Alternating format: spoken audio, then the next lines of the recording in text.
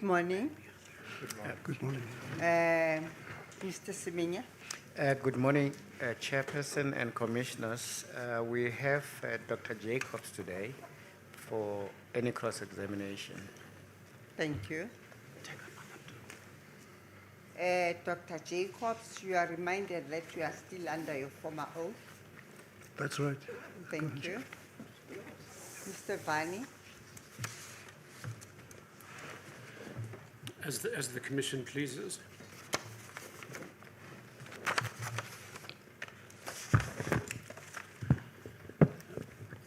Firstly, the correct way to address you is it Dr. Jacobs or General Jacobs? Whatever you prefer, but I'm not working anymore, so you can refer to me as doctor if you want. Dr. Jacobs, okay, thank you. I was going to stick with doctor, but I thought I'd just check. Firstly, Doctor, thanks for making yourself available for the cross-examination this morning. We have provided you and your team and the commissioners with essentially most of our questions. We intend to stick to those questions. So the idea is not to take you by surprise and to allow you, we've given you the time to prepare as well. So I'm hoping that we can have a constructive exchange this morning.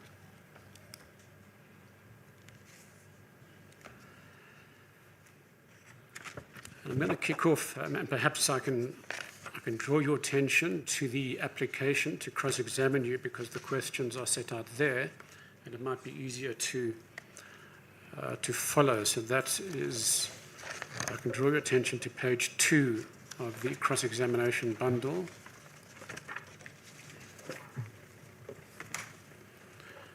And perhaps let's start at paragraph 9.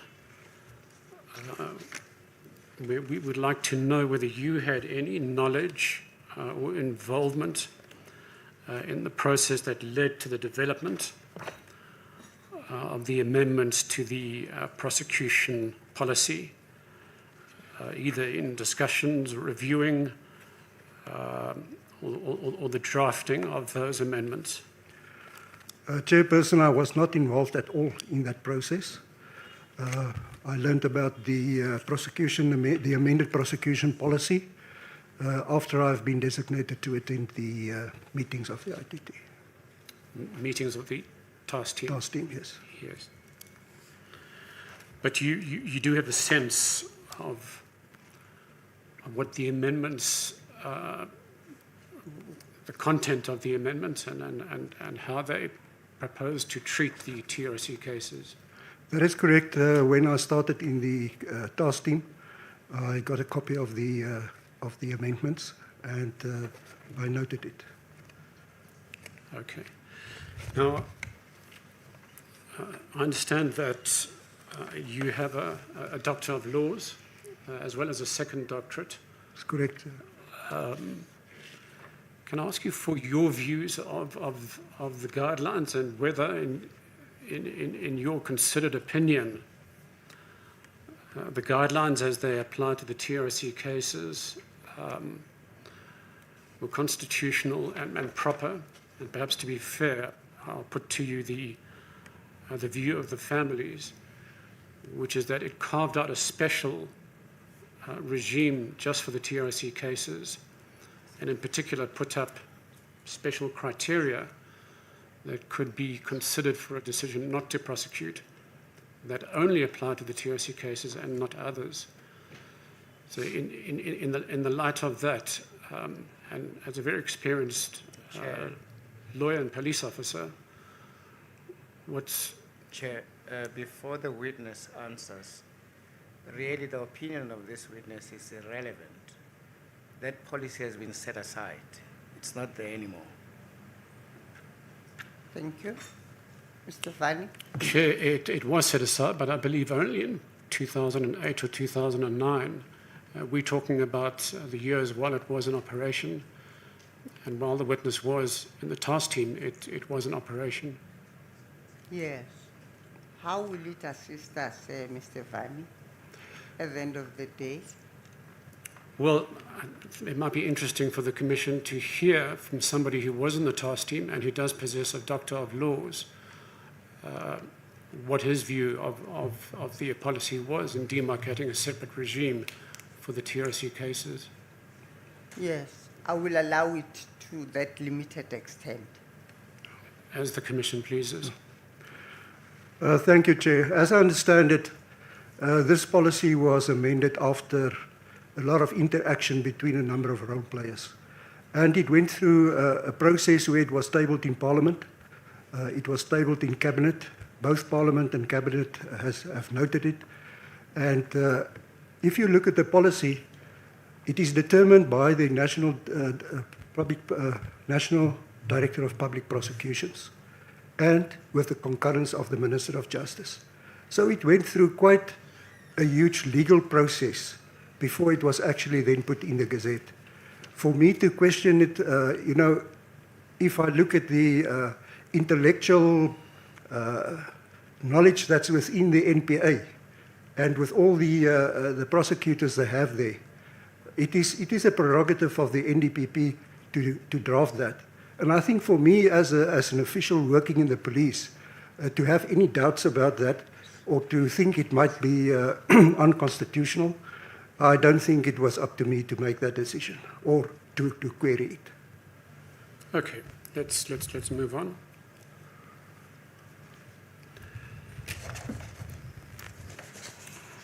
And let's turn to paragraph 7, also on page 2 of the application. You've already indicated that you were assigned to the TRC task team, and that was on the 10th of October 2006. And this was by former Police Commissioner Jackie Selebi. Before we turn to the questions, would I be right in saying that the Commissioner Selebi, was he your direct boss? Did you report directly to him? No, there was at that stage a Divisional Commissioner for Legal Services, Divisional Commissioner LTMP Mtumkulu. She was directly in charge, but I was dealing with operational matters, so I quite often related directly with like the Divisional Commissioner, Detective Service or other divisions. And that basically was the position. But I had to report at the end of the day on my general work to Commissioner Mtumkulu. In this case, I was designated by the National Commissioner, so I might report to him directly, but I will also keep my direct head in the loop. Thank you. And while we're talking about Commissioner Selebi, he was not a career police officer, as I understand it. He was brought in to assume the post of commissioner, but he hadn't had a career in the police. Is that correct? That is correct, yes. He had high-profile work in Geneva, and I think he was responsible for pushing through the adoption of the Convention Against Landmines. And so in that sense, I think, I can't question anything about his appointment or his career or background, but he was not a career police officer. That's the short of it. Yes, it seems that prior to his appointment, he was Director General in the Department of Foreign Affairs. Correct. And prior to that, he was South Africa's ambassador to the United Nations in Geneva. And then prior to that, he was a member of Parliament. That's correct.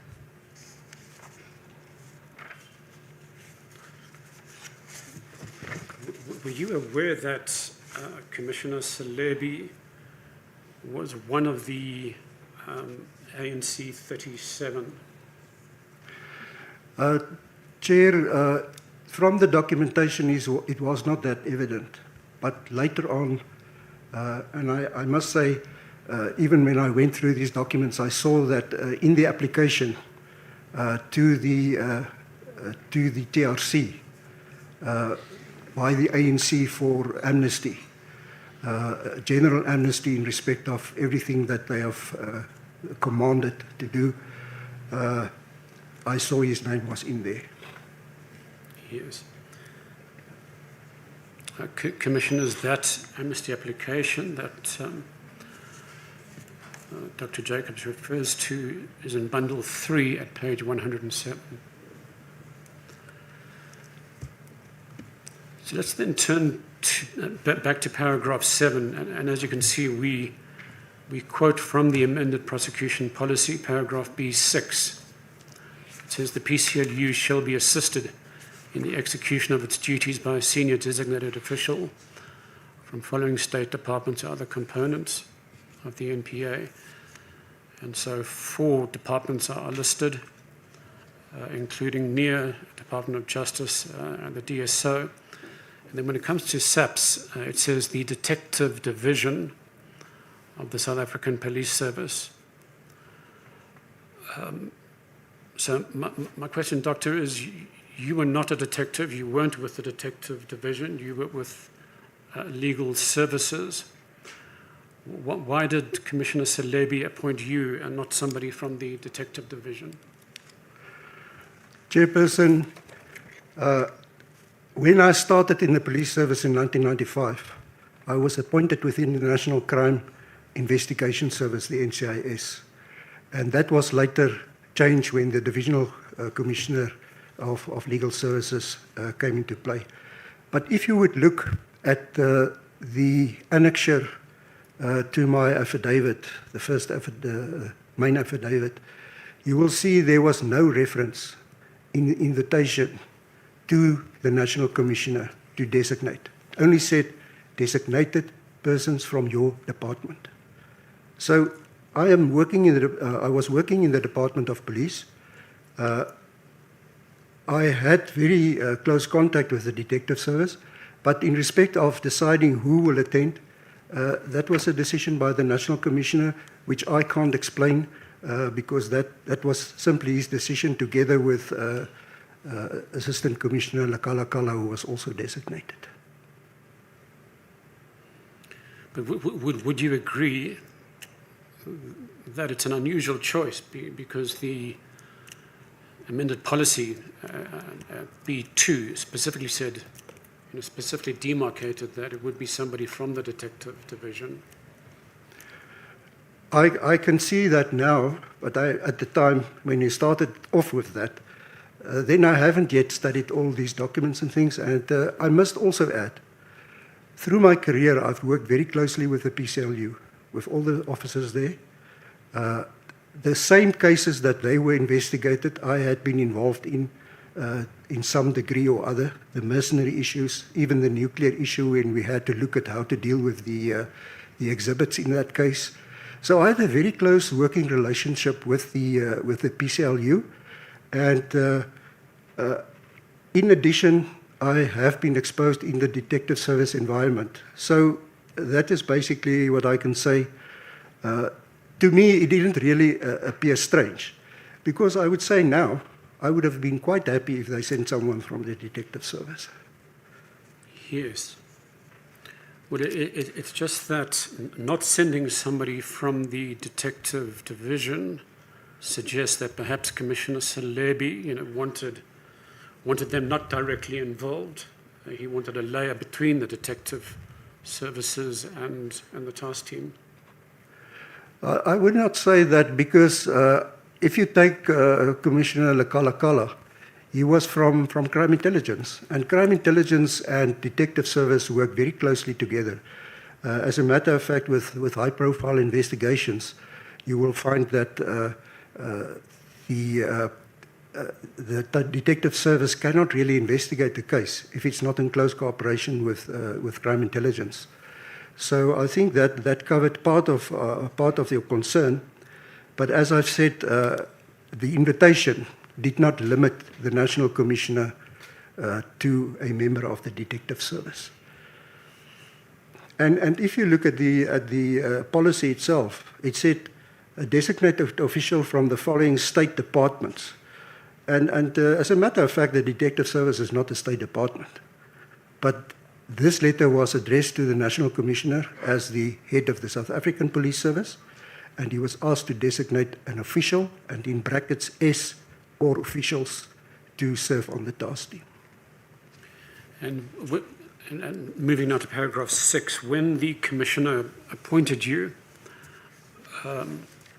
did he give you a specific mandate? Was there perhaps a discussion or perhaps directions in writing? Chairperson, no, not at all. If you look on the document, you will see that invitation, and is put here in paragraph 7 at the top as well, on 10 October I was designated. So, and the first meeting was on the 12th of October. So I was simply given the document and say, look, there's a request for designation. You and Assistant Commissioner Kala have been designated to attend the meeting, do so.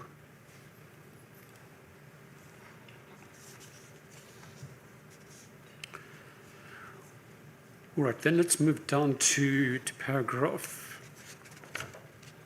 or rather, can we jump to paragraph 12 on page 3?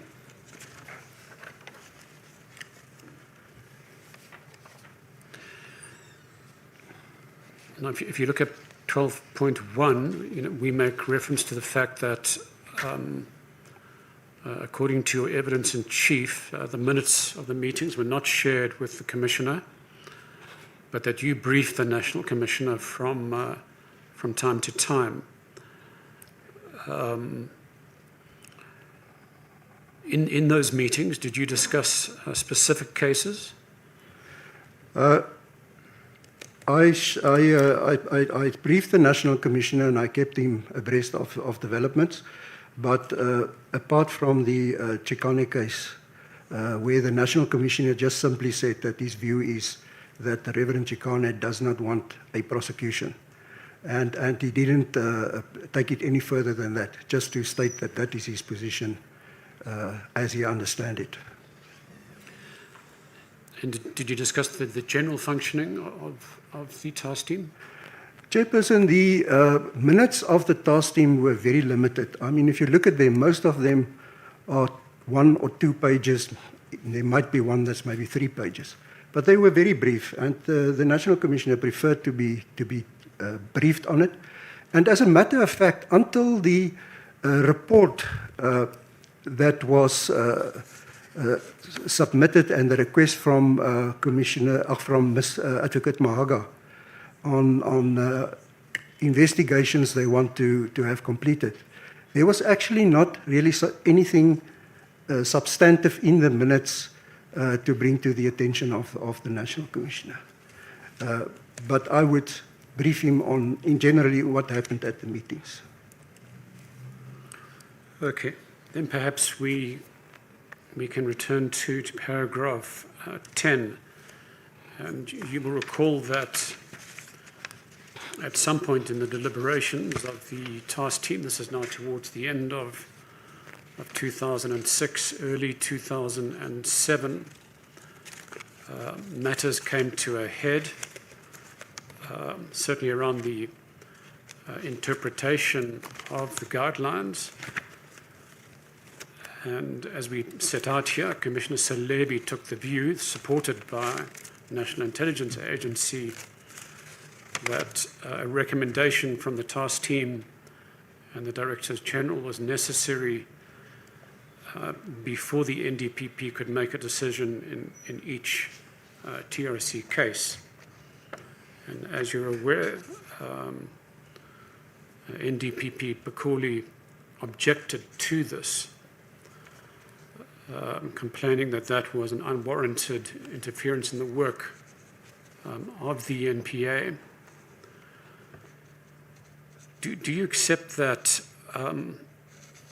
that requirement, that the NPA had to wait for a recommendation before it made a decision in each TRC case, that amounted to a clear and unwarranted interference in the work of the NPA to conduct its own prosecutions? Chairperson,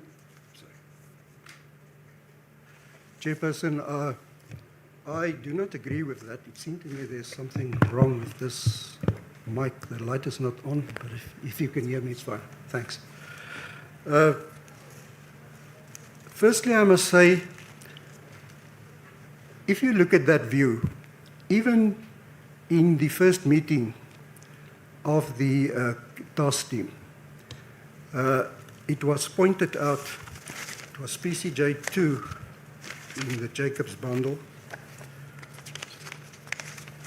It was pointed out that the role of the committee will be to make recommendations to the NDPP on each case. Now, that in itself says that the NDPP is open to recommendations.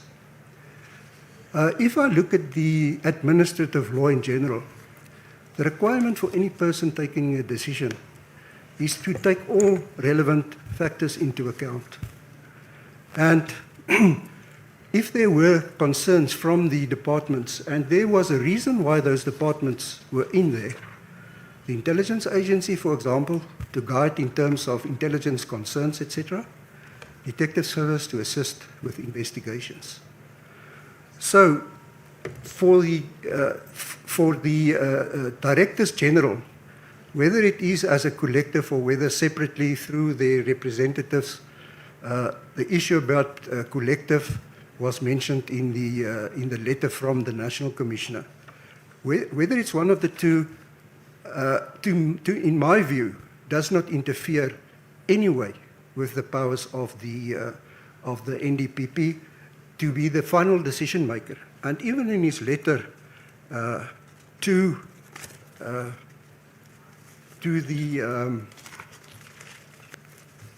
Advocate Piccoli, that is PCJ 13 on page 1756, you will see that that was the understanding of the National Commission. He said, my understanding was that the officials designated on the task team by the Directors General will provide recommendations to the Directors General who will as a collective advise the National Prosecuting Authority as the decision maker on prosecutions.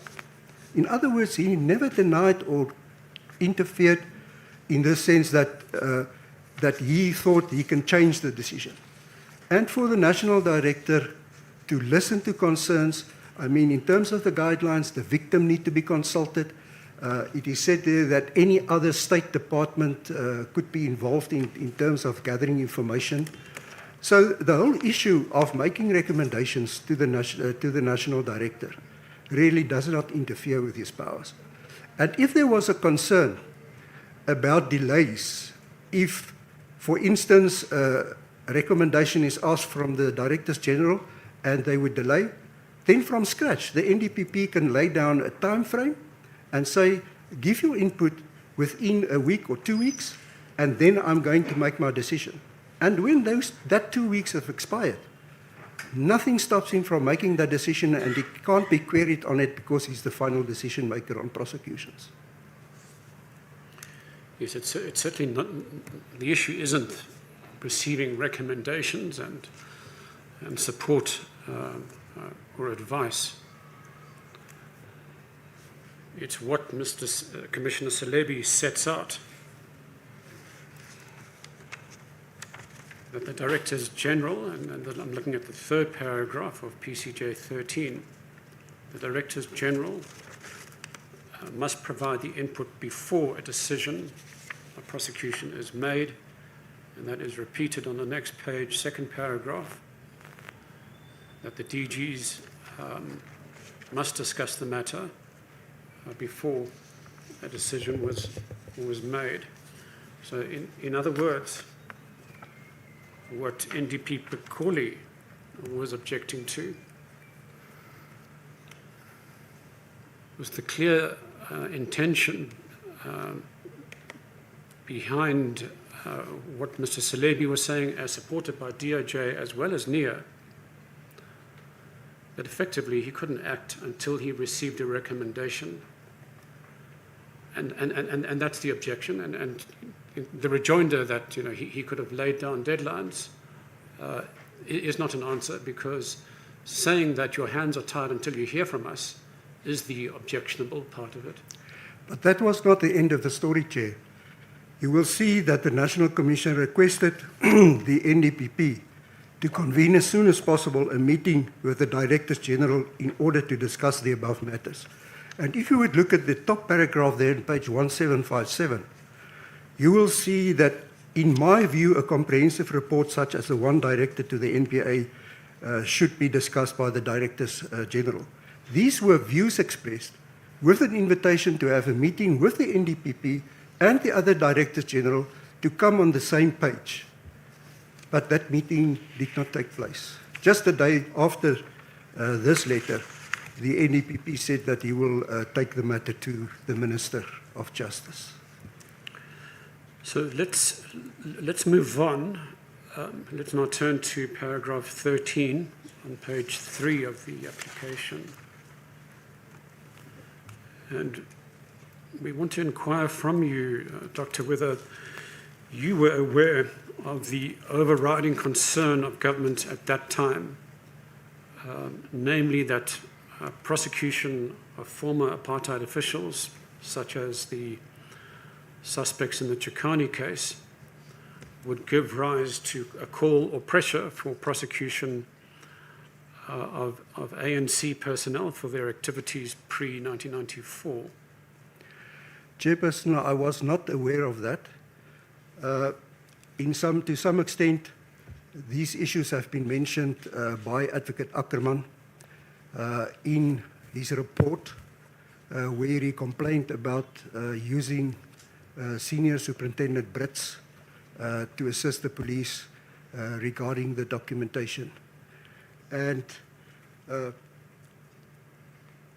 that was basically then in that complaint by Advocate Ackerman, it was put that all the issues they had against Brits, and there was also mentioned that the issue about the prosecution of the ANC 37 was raised in the highest level of government, and that was to not the President, but the Presidency, and also with the Minister of Justice. And that there was then interaction between the Minister of Justice and also between and the NDPP's office, and also with the Department of Justice, if I remember correctly, Minister Penel Maduna, and they were all satisfied that there was no such investigation. So that broad statement that there was such a general fear on a political level was not, in my view, portrayed by what happened at that meeting. All right, let's turn to a document where this issue is highlighted. And this was a document that, in fact, was only brought to our attention after we had submitted your application. It was uncovered by our colleagues in the Commission. And if you can turn to page 25 of the cross bundle, and there you can see this is, I'll just wait for you to get to page 25. That's correct. So this is a secret internal memorandum addressed to the then Minister for Justice. It's from the acting NDPP. It's titled Management of TRC Cases by the NPA, and it's dated 14 December 2004. So I think we'll spend a little bit of time going through this document because it sets out the perspective of the NPA. So if we look, for example, at paragraph 1, the purpose of memorandum, it said the purpose of the memorandum is to respond to allegations made at a meeting with certain cabinet ministers and the National Commission of the Police Service regarding the management of TRC cases by the NPA and to dispel any other misconceptions. So it doesn't give the date of that meeting, but presumably it would have been towards the end of 2004. And at that meeting, the National Commissioner made various allegations. Are you aware of such a meeting? I'm not aware of such a meeting. Thank you.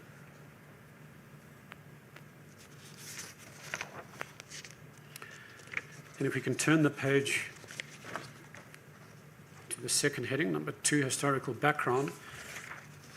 We won't go through everything here, it'll take too long, but I think you're probably familiar with the fact that the investigations after the winding up of the Goldstone Commission and the De Oliveira investigation was divided into 2 teams, one looking at offences by the security force members, and then a second team looking at the liberation movements and the right wing. And that this last team was comprised of Director Nell and Senior Superintendent Brits of SAPS, and they worked under Deputy Attorney General Paul Fick.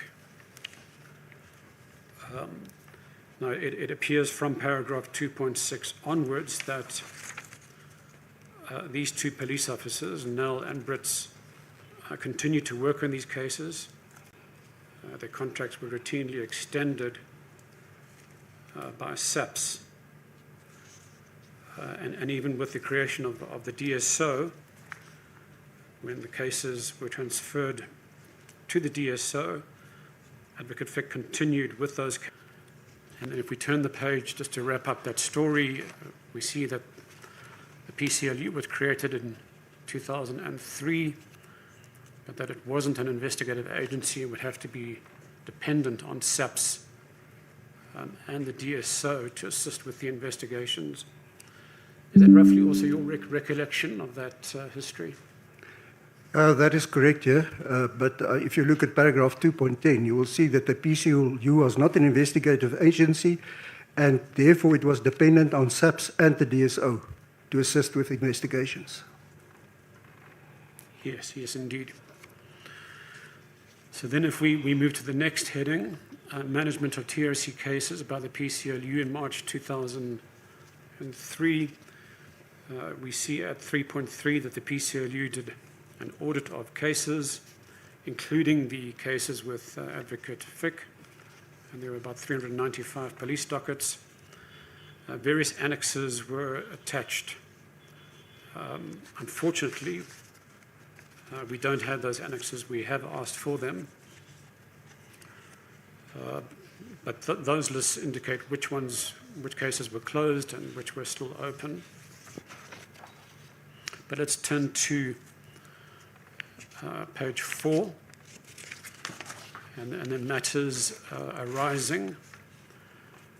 And here, an account is given of the meetings with Commissioner De Beer, the fact that assistance was sought in relation to certain high-profile cases in 4.12. There's 7 cases, including PEPCO 3, Craddock 4, Victoria Mchenga, and others. And in 4.13, it set out that in September of that year, Commissioner De Beer said that, having discussed the matter with the National Commissioner, without the express instruction of the President, these matters wouldn't be investigated because those cases were all the suspects were ex-policemen. Is it also your recollection of what transpired? Look, I've seen the letter from that Commissioner De Beer wrote. I think the wording here is a bit brief in terms of what is actually in the letter. What was said in the letter, as I've read it, is that the understanding was that the DSO will investigate these cases.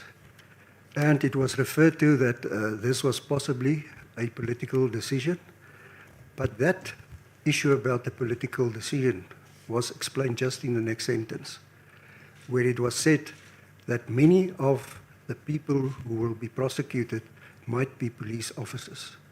And the fact is that there might be distrust against the police to perform that function. But is it not quite routine for SAPS to investigate police officers who've committed crimes. Perhaps not using police officers from the same section, but elsewhere within the force. Doesn't that happen on a fairly routine basis? Let's take the senior sub Brits thing. The suspicions that were there from even from the NPA side on an ex-security police officer investigating these cases and being further involved with the ITT or with the police service. Yes. Although that was an objection to a specific police officer because of his specific background, as opposed to a general objection to the police investigating other police. That's correct. Yeah.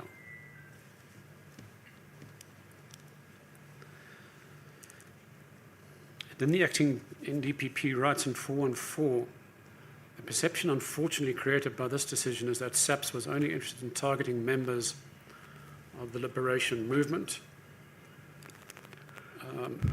That is a perception of from the NDPP side. I can't comment on that. Yes, no, I want your reaction to the view of the acting NDPP.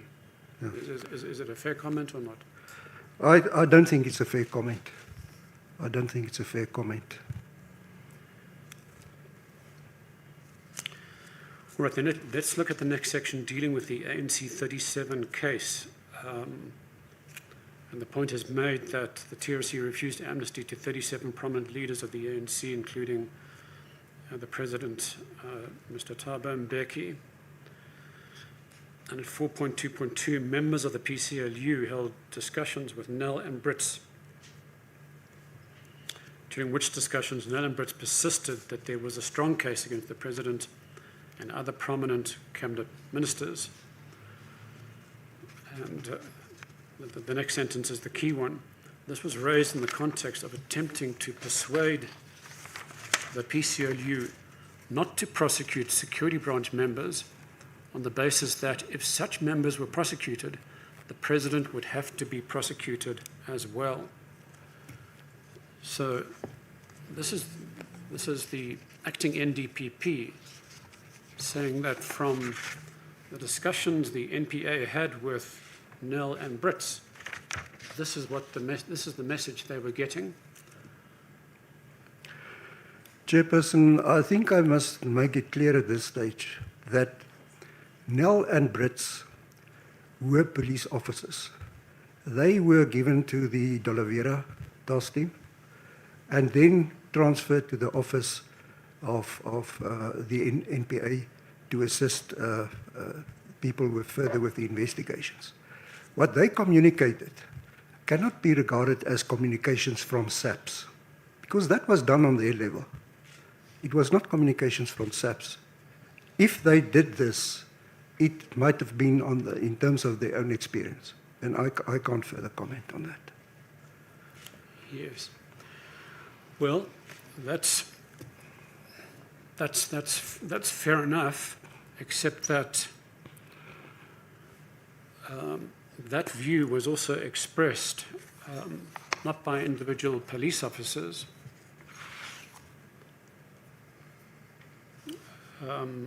but also a few years later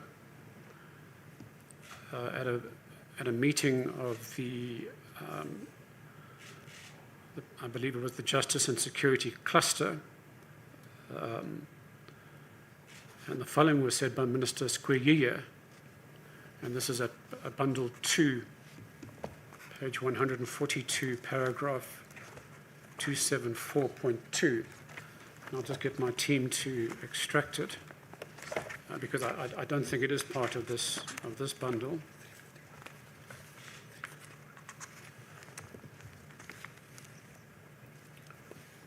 Oh, I'm told that it actually is part of this bundle at page 351. Perhaps we can just jump there.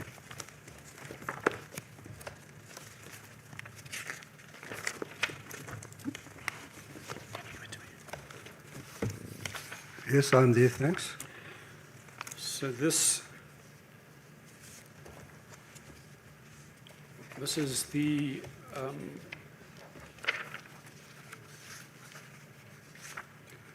the supporting affidavit of Vusi Bekoli. It is 2015 affidavit. And if one turns to paragraph 13, or sorry, page 13, which is under paragraph 33, and here Bakoli is relying on his affidavit before the Ginwala Commission, and he quotes from that affidavit, and at the top of page 351, the Minister of Social Development was concerned about the impact of the decision to prosecute on the ranks of ANC cadres, who were worried that a decision to prosecute in the Chakani matter would then give rise to a call for prosecution of the ANC cadres themselves, arising out of their activities pre-1994. So this wasn't just a view of individual police officers, but it had found its way to the cluster, and it was a view expressed by a minister at one of those meetings.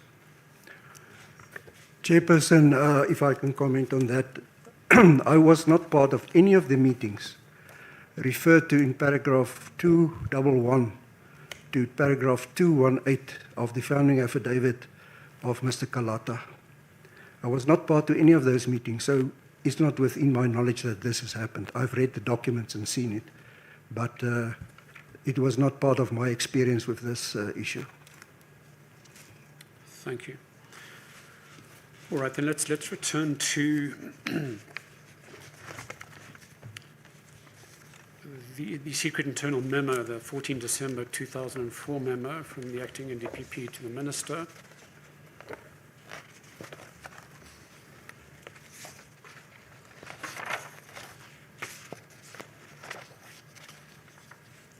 Page number?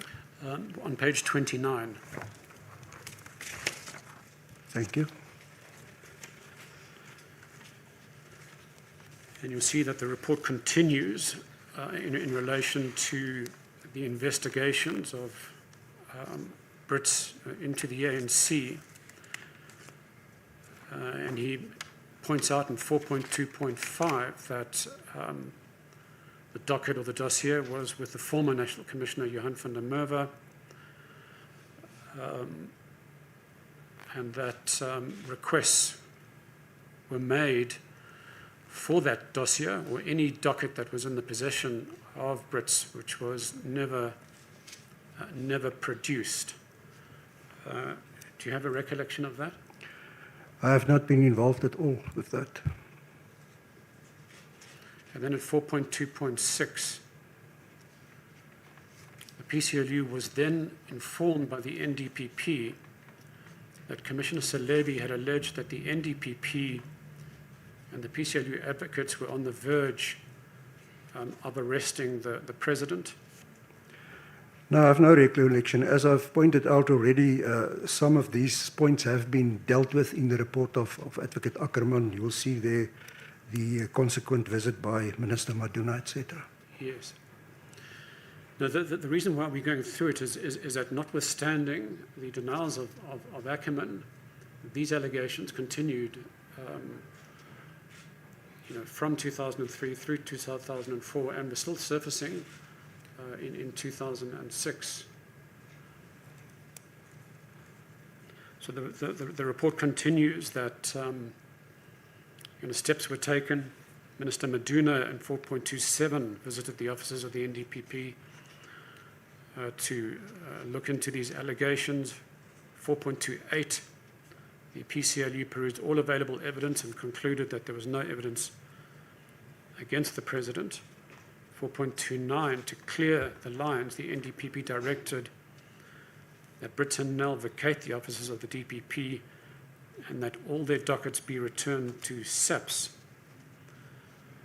Brits, in fact, was reinstated in SAPS, Crimes Against the State.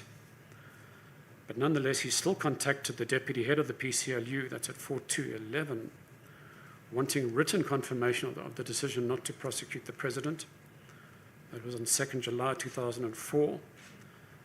And then just a few days later, on 5 July 2004, he and his unit commander approached the deputy head of the PCLU, complaining about the decision not to prosecuting, alleging there was an abundance of evidence. Were you aware of any of those developments? No, not at the time. But if we accept what the acting NDPP is saying here, would you agree that the push for cases against the ANC was in fact coming from SAPS, or at least those particular police officers within SAPS, rather than the NPA? Yeah, also doing this in their personal capacity and not on a level that's on a policy level. Well, I wouldn't say it's their personal capacity. For example, if you look at 4212, on 5 July 2004, Brits and his unit commander approached the deputy head of the PCLU, complaining about the decision not to prosecute. That wouldn't be in his personal capacity. No, I agree as a police officer, but what I'm saying is it was not on a policy level, it was on an operational level.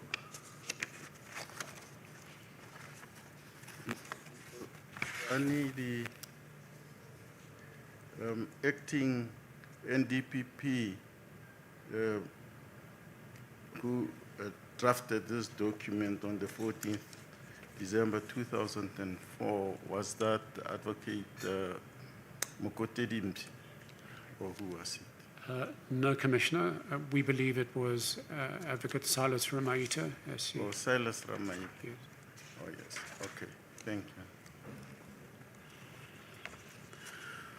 All right, then let's return to the application to cross-examine, page 4. And here we're now dealing with the SAPS audit reports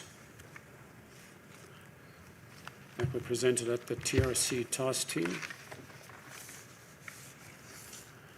And just by way of context, in paragraph 14, we point out that in your evidence in chief, you indicated that you weren't hands-on with these cases, but you sought the services of Senior Superintendent Henry Brits to compile the SAPS report. And after he was requested to do so, at the TRC task team of 12th October 2006, and that's at PCJ 3 of your statement. You then made an oral presentation of those cases at the task team meeting on the 25th of October 2006. Yeah. Chairperson, if I can comment on that. Yes. What happened is that I requested Senior Sup Louis Bester to provide me with a list that was of the cases within that the police had. He provided me with a list, and that list was taken to the that meeting of the. It was on the meeting of the 25th of October, and I do not have a copy of that list. And also, I don't know exactly which names were on the list, but I suppose it was a broad list of the dockets that the police had. But I don't know exactly how that list looked like, and I talked to it, and that is why I said there was not a written; it's an oral presentation that was done. Thanks for that, Doctor. So it was in fact Senior Superintendent Bester, not Brits, who. Senior Superintendent Bester, yes. I never worked with Senior Superintendent Brits. He has already left the police service when I started interacting with Louis Bester on these matters. Noted, thank you. All right, so then the questions we have about differences between the lists, you wouldn't be able to help us because you didn't see the original list. That's correct.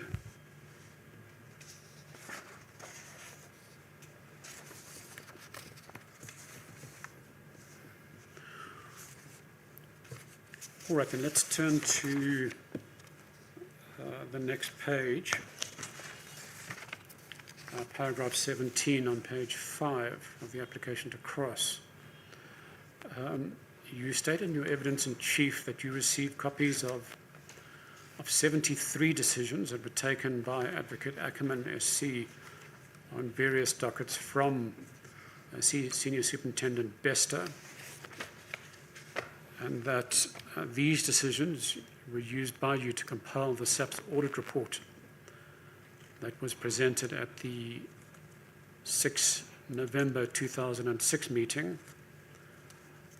but that you didn't receive the actual dockets from Bester, just copies of the decisions. Is that an accurate reflection? I did use the decisions in the file that I received from Louis Bester of the 37 decisions that were taken. But I also requested Senior Sup Louis Bester to provide me with a list of the outstanding matters in that file. And he pointed me to some of the outstanding matters, which were the matters that I've dealt with in the report, and which were also actually including those relating to quite a number of inquests.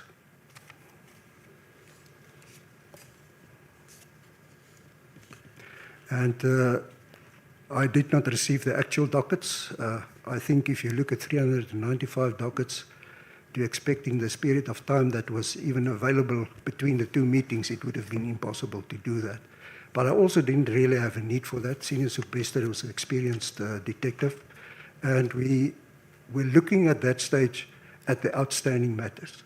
Because you will recall in that report of Advocate Ackerman, at the meeting of 25 October, Advocate Ackerman clearly indicated that these files, these dockets, were transferred to the police service because it's the property of the police service, and then also, and the NPA has no further interest in them. The police may come back if they want prosecutions in certain cases, like maybe the Blarney case or whatever, although the Blarney was before that. I think that it should be seen in that, within that context. Thank you.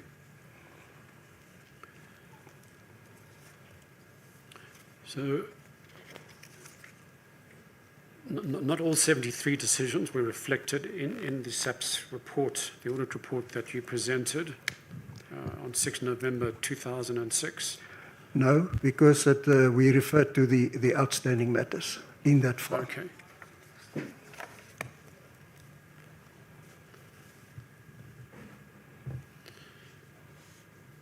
All right, let's then turn to paragraph 19.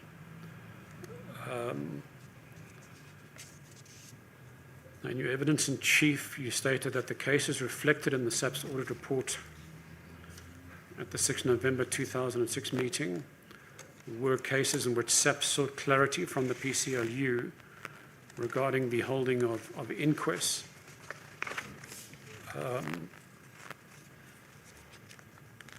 Were these the outstanding cases you have just mentioned? That is correct, Chair.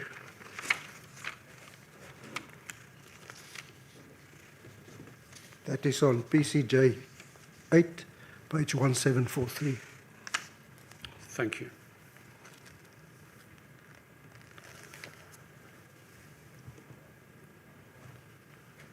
Chair, we're about to deal with a new section dealing with a number of possible inquest matters. Before we dive into that, would this be an appropriate time for the tea adjournment? Yes. We'll adjourn and reconvene at 11:15. Will the Chair please accept?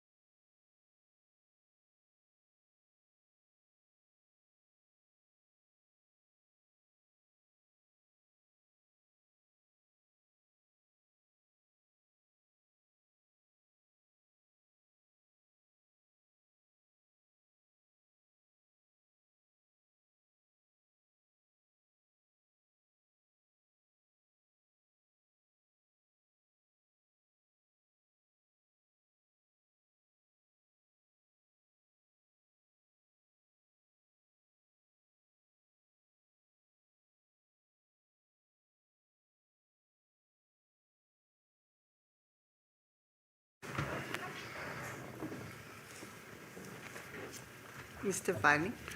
As the chairperson pleases. Dr. Jacobs, just before tea time, we had reached paragraph 19, page 5 of the application to cross. And as you can see from paragraph 19, we seek clarity on the SAPS audit report that was handed up by yourself at the 6 November 2006 meeting of the TRC team. The minutes of that meeting are at PCJ 6, page 1735 of your bundle. Although in fact, the audit report was not discussed at that meeting, but at the next meeting, which was held on the 16th of November 2006. And that's at PCJ 9, page 1750 of your bundle. And perhaps let's turn to PCJ 9 at page 1750 of your bundle, because we just want to put to you the objections of Anton Ackerman to the putting up of your audit report. And as you can see from the 4th paragraph, and I'll just read that first sentence into the record.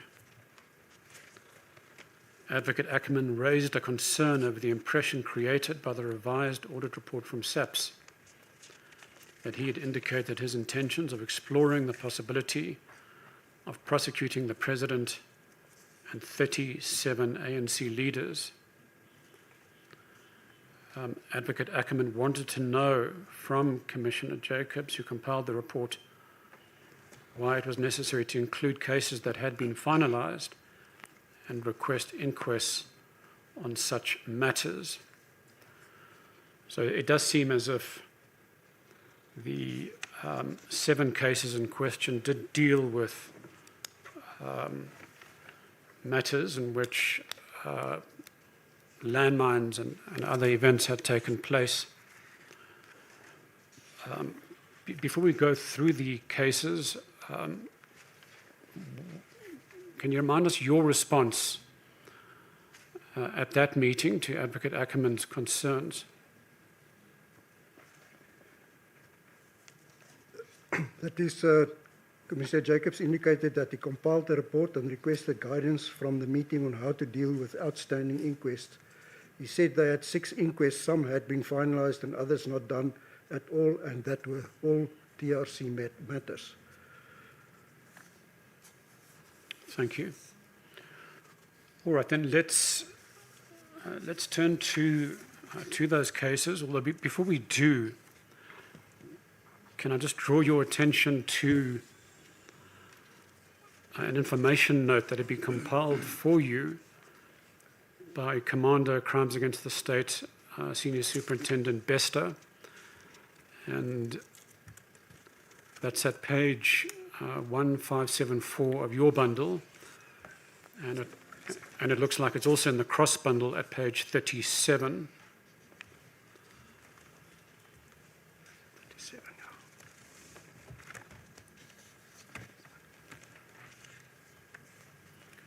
It might be easier just to stay in the cross bundle and go to page 37. Thank you. I have it. And you'll see it's an information note. It's addressed to you, titled TRC Related Matters Inquest. And there are 8 matters there. And with the exception of number 8, they're the same matters that are listed in your audit report. Did you rely on this information note when you compiled the SAPS audit report?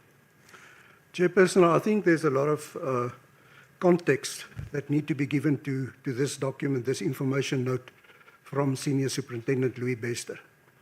And maybe if I'm long in my answer, I think the views that I will express and the concerns is that if I address that context, I think all these other matters will actually be clear to you as well. So if I can ask that we also look at the same time at the audit report, PCJ 8, which is on page 1743 of the Jacobs bundle.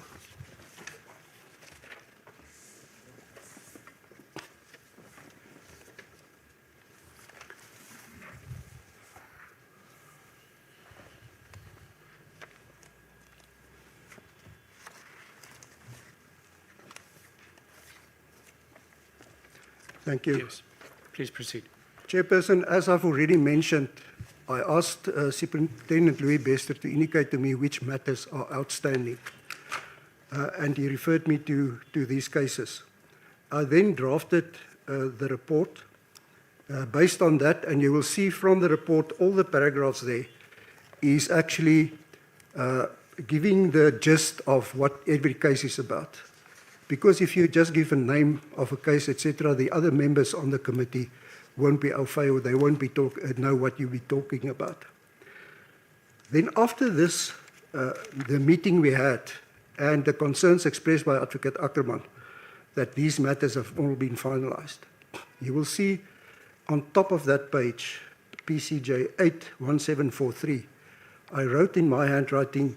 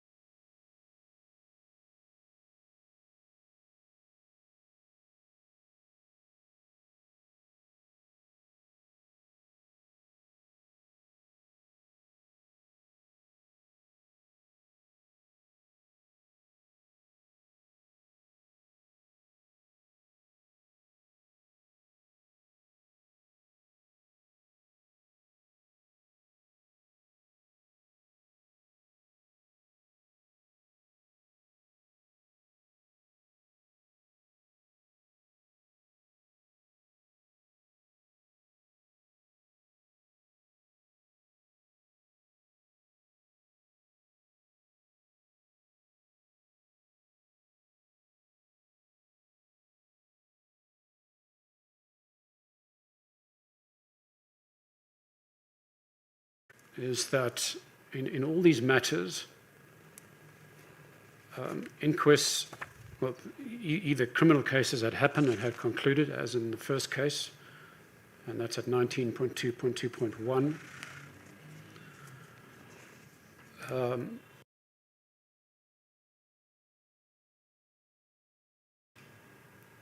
And if you look at the next 3 cases,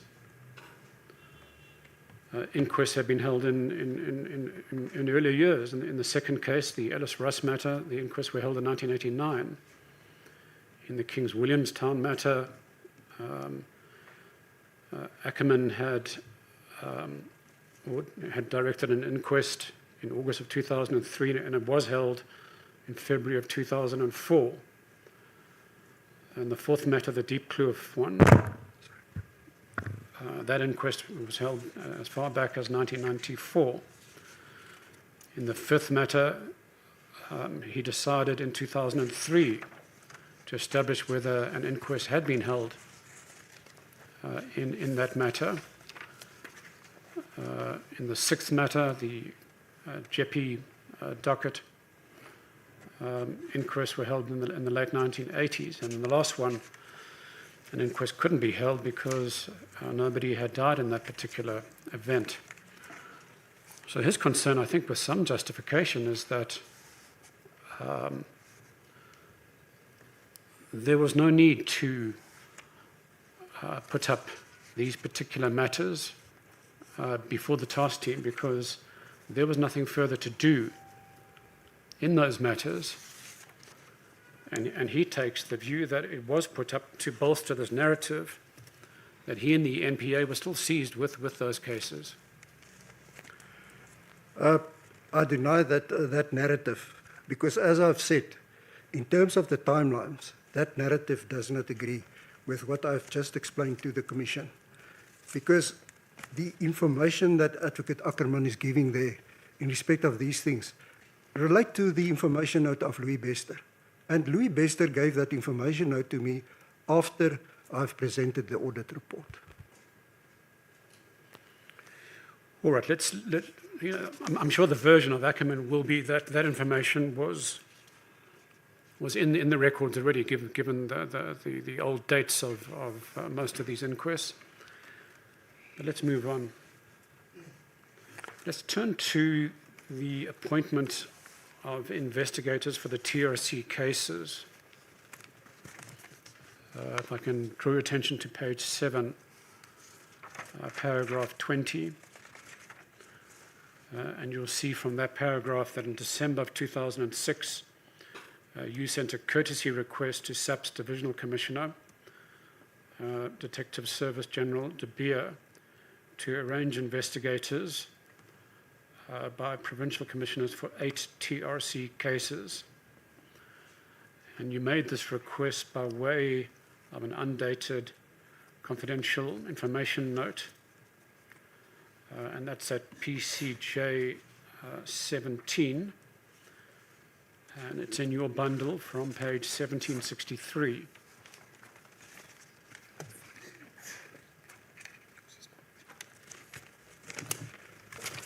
Perhaps if we can just get that. Thank you, I have it.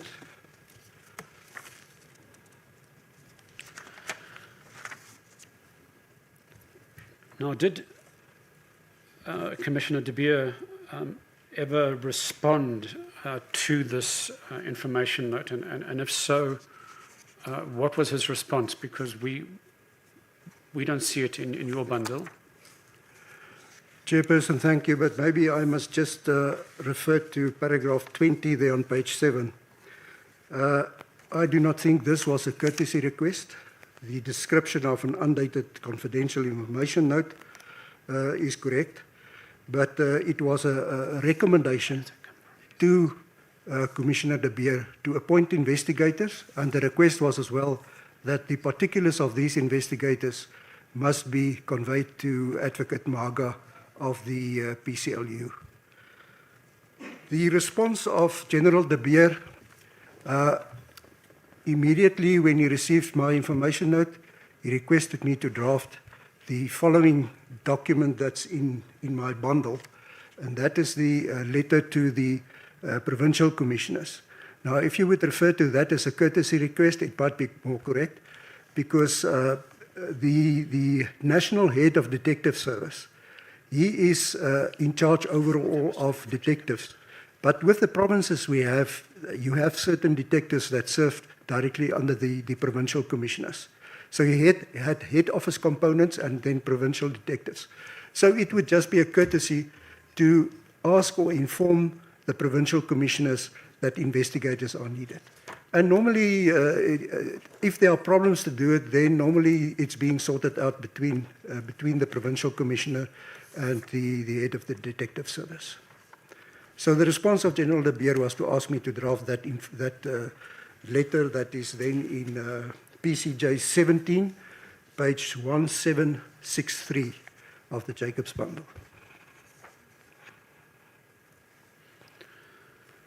Thanks. And in fact, that note to the provincial commissioners, you addressed that on the 6th of December 2006 at PCJ 18, and that's at bundle page 1766 of your bundle. That is correct, yeah. And as I hear your evidence, and the officers identified in paragraph 2, that's Superintendents Boshoff, Barkhuizen, Notladi, Zeeman, and Olafia, who selected those officers? Chairperson, if we could page back to page 1764, the Jacobs bundle, you will see this meeting actually followed, and it is set in the information note. A discussion was held with Advocate Ntunzi Maga of the Priority Crimes Litigation Unit, who is also on the committee, in order to obtain guidance on where investigators are needed. So I received on the meeting of the 22nd of November, I had a meeting with 2006, I had a meeting with Advocate Maga. He presented this list of cases where they need investigators, and you will see in that note, in 1 or 2 cases, they identified specific police officers. But before I finalized that, or I made that, or drafted the letter for Commissioner De Beer's signature, there was some interaction in detective service. I don't know exactly who, but there was some interaction to the provincial level to look at the availability of police officers. So in some cases, there was no specific request from Advocate Maga for specific investigators. You will see in respect of, if you look at paragraph 4.2, they asked for Fani Els from Port Elizabeth to assist. I expect that in the discussions between the detectives at head office and provincial level, they then decided on Superintendent Boshoff. You will see on page 1766. Barkhuizen, just the following one, was one of the names that Advocate Maga has indicated. So that is how the names were identified of the investigators. Thank you. So you mentioned that at the operational level you wouldn't necessarily be in that loop. No, because it's an operational matter, as you say. Yeah. Although at the TRC task meeting, I will direct you to paragraph 22. That meeting was on the 29th of January 2007, which turned out to be the last task team meeting held. And that's at PCJ 18 at page 1752. You reported to the meeting that feedback was being awaited from the provincial commissioners on the appointment of investigators, and that some had already provided their lists in that respect.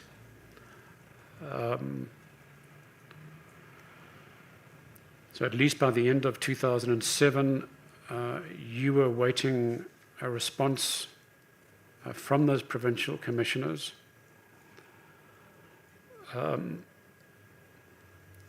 And yes, I understand that you weren't at the operational level, but given that you had made that report at the end of January, did Commissioner De Beer or those provincial commissioners ever come back to you to confirm that they had been appointed and they had commenced work? I was, as a matter of fact, the line of communication would be from the provincial commissioner's office to the divisional commissioner. But the divisional commissioner did give some of the responses.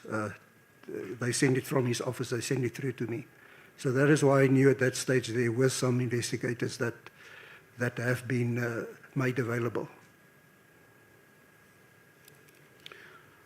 Although you didn't know how many and in respect of which provinces? I can't remember. I don't have that documentation at my disposal. And perhaps I'm pushing my luck here, but of the ones that were appointed, do you know if investigations commenced? I do not know.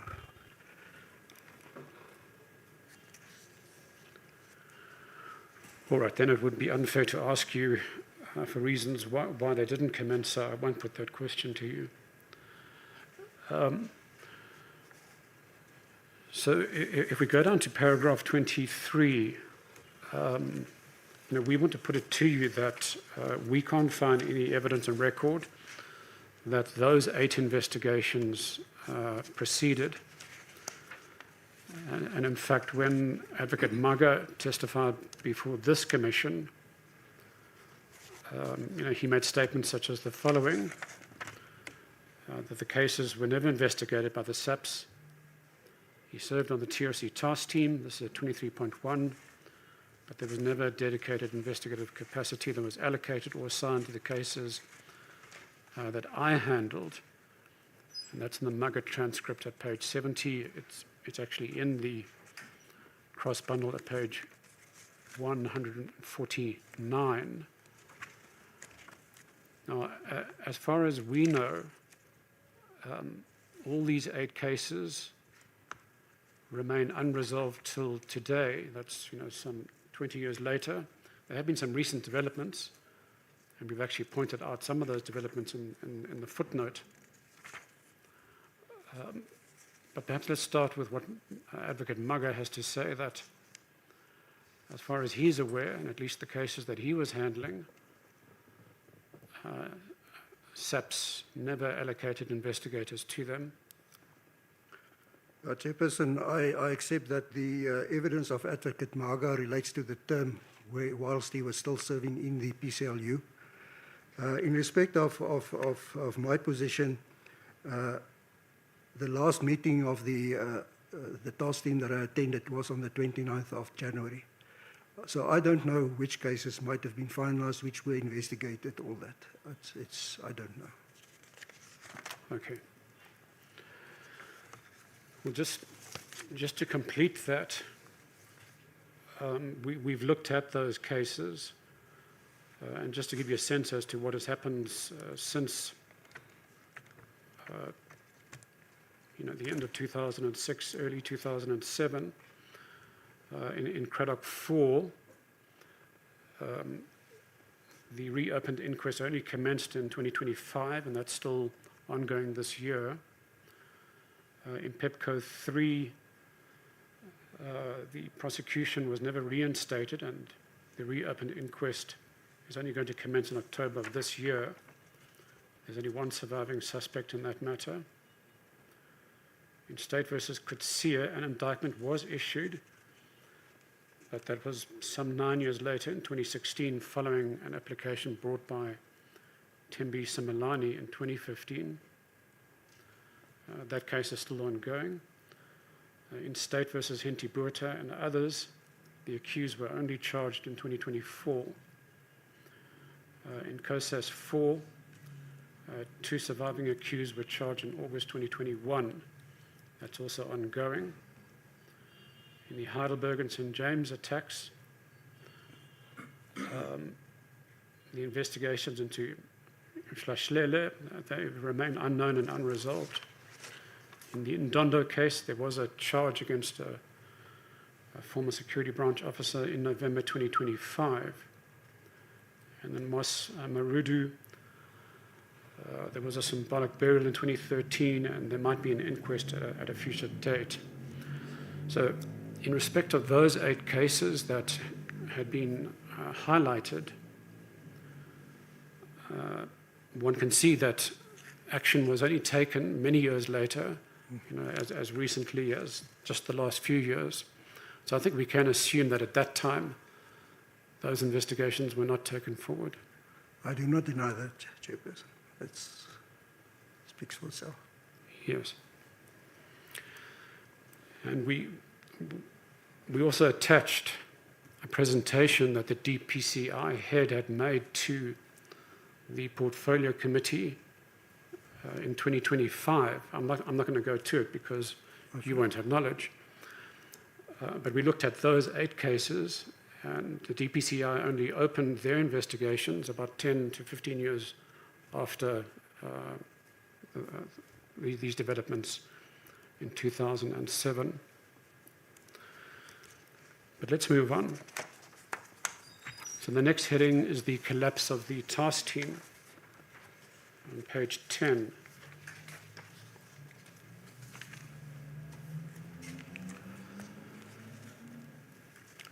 So we've already dealt with the differences that emerged between Commissioner Salebi and NDPP Pekoli, so we won't traverse that again.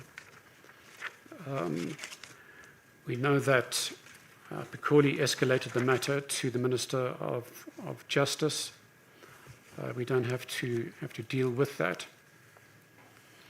I can draw your attention to 26.3.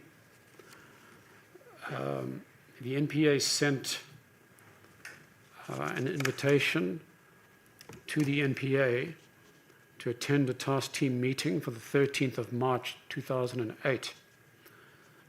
Then acting National Police Commissioner Timothy Williams stated that until such time that the matter had been cleared up, I'm of the view that the committee cannot function meaningfully, and he refused to participate until such time that the matter was resolved. He's instructed the representatives of the SAPs not to attend meetings of the task team. And of course, the matter being whether the NPA had to wait for a recommendation before acting. Is that summing up in 26.3? Do you recall that response from Acting Commissioner Williams? That's correct. I recall it. It was in May 2008. Thank you. So we want to put it to you that since that matter couldn't be resolved because the NPA wouldn't agree to having its hands tied, and indeed it went ahead with the Chakani case without waiting to hear from the DGs. Because of that, SAPS not only withdrew from the task team, but persisted in withholding investigative support for the TRC cases going forward. And that this explains why the Chakani case went ahead, which had been previously investigated, and there wasn't a single prosecution or inquest that proceeded for the next 9 years. Your response? Look, firstly, I want to state that I'm not aware that after 29 January that the police withdrew from the task team. The response from the National Director was that he will interact with the Minister. Now, that issue had not been resolved, and the PCLU, who were the conveners of the task team, never called for a meeting of the task team. It is said here that somewhere I think in August, there would have been one. I'm not aware of that one. I haven't seen invitation or minutes or something from that meeting. So in my view, the PCLU themselves and the NPA, they stopped the activities of the task team. If they would have invited us to come there, It might be that there could have been some discussions or whatever, but there was no further meetings of the task team convened by the PCLU.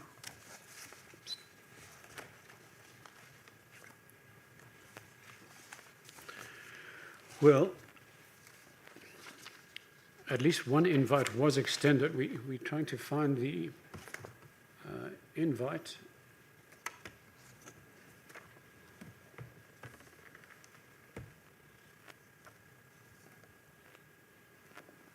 There was an invite for a meeting on the 13th of March 2009, I think. 2008. Eight. And in fact, that's the one we're referring to. So if we look at page 1808 of your bundle, Yeah. The Annex SA1, it says the representatives of the SAPS received an invitation for a meeting of the above-mentioned task team scheduled for 13 March 2008. And the rest we've dealt with. The Acting Commissioner Williams explains why they wouldn't attend. So you accept that there was an invite from NPA to a task team? Yes.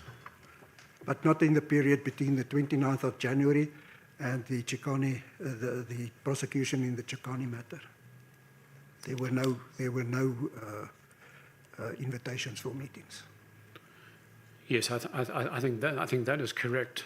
It seems that there was an attempt to resuscitate the task team in March of 2008. Correct. And I'm also right in saying that in fact it was never resuscitated. That January meeting of 2007, that in fact was the last meeting of that task team. Okay.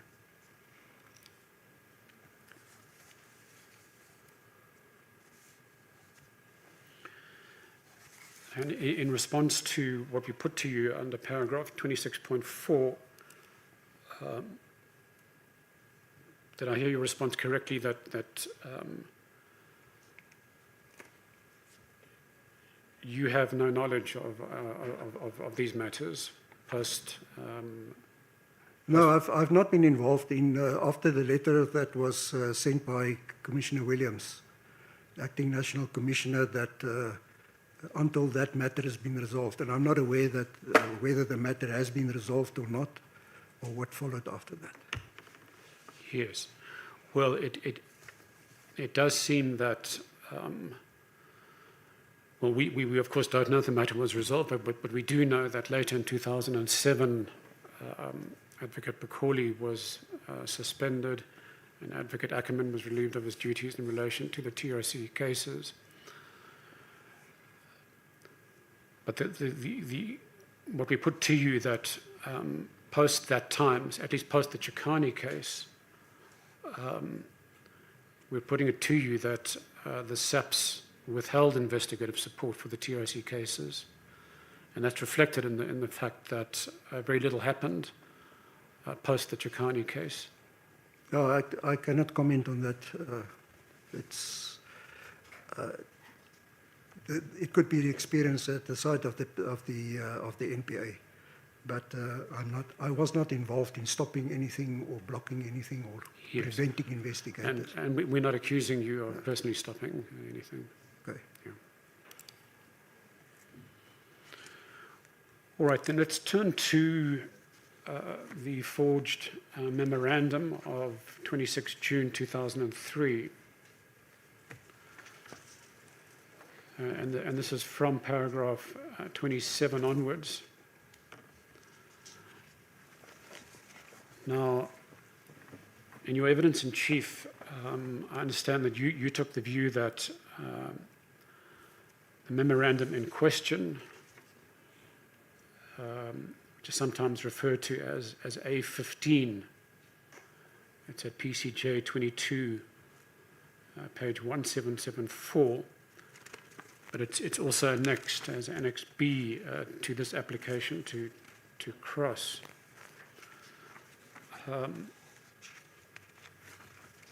Is it still your evidence that that memorandum was not a forged document?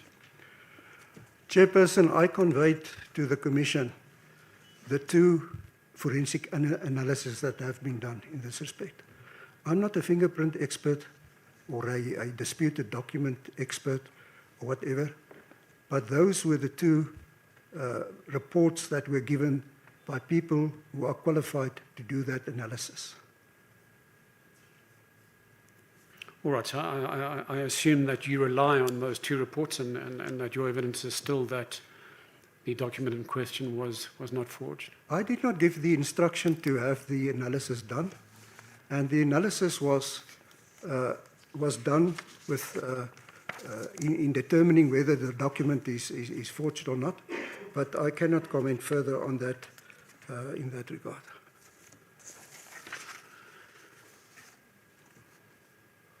All right, let's then turn to paragraph 28.1 on page 11. Now, where did you source this document? This is the document, of course, we've highlighted. It's at Annex B, and it's the same document that you faxed to Advocate Ackerman on the 20th of August 2007, following the publishing of the article in the report on the 19th of August, the day before. That's at PCJ 20, page 1769. So where did you get the document that you faxed to Ackerman? Chairperson, it was part of the document bundle or the file that I received from Senior Superintendent Louis Bester, and it was a document A15, which related to the landmine cases. So effectively the source was Superintendent Louis Bester.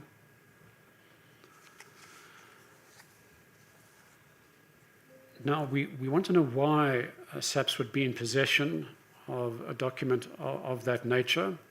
And as you can see at 28.2, we say that if it was just a file note in the case docket, we can understand why Louis Bester would have access to it. But this document purports to be a memo addressed from the head of the PCLU to the deputy NDPP.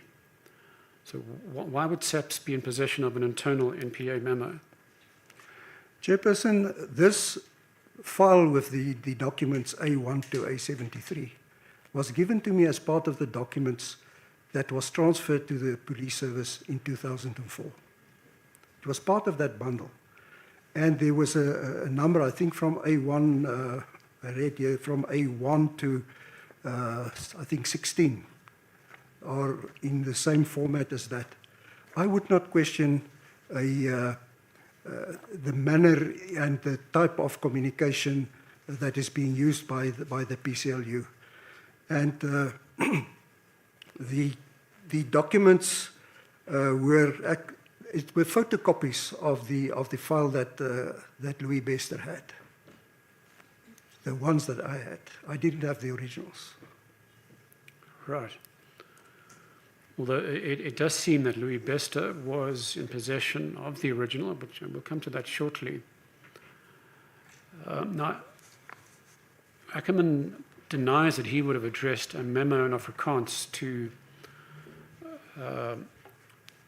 Ramaite, SC, who's not a native Afrikaans speaker. Wouldn't that have raised a suspicion?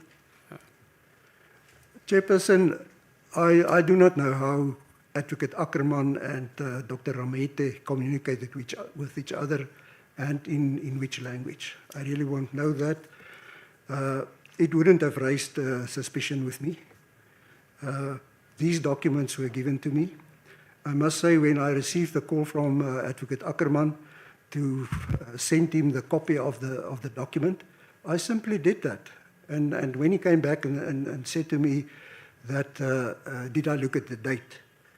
I must say I was surprised, because I didn't have any suspicion about anything like that could be at play. Yes. Well, it is the evidence of Ackerman that when he communicated with Advocate Ramaite, it was in English, not Afrikaans.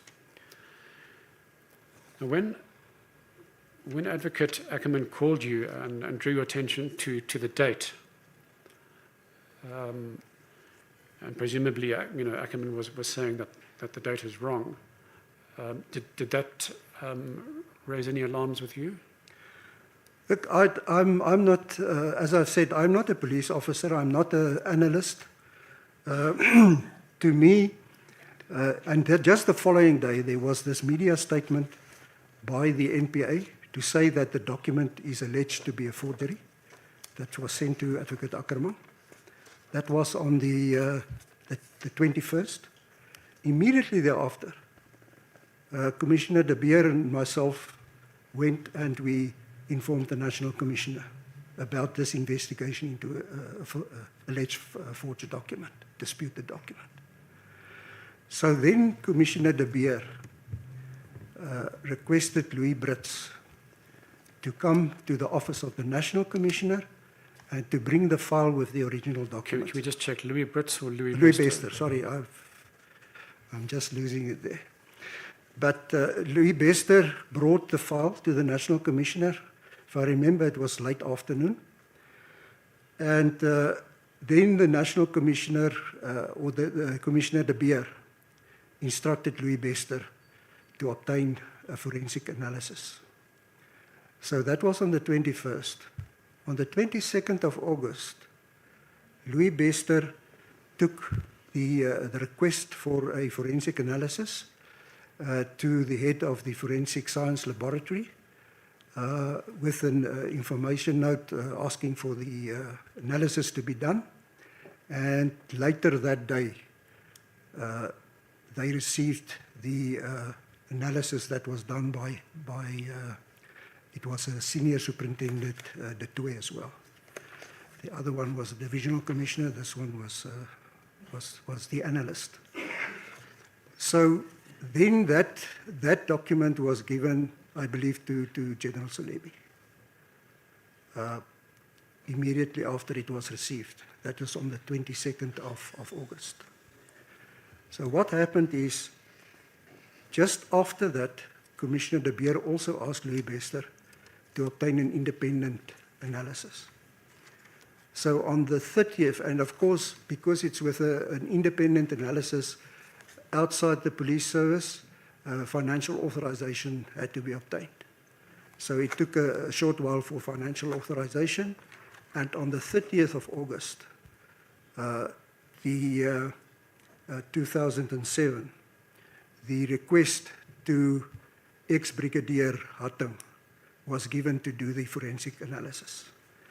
And he delivered his report on the 31st of August 2007.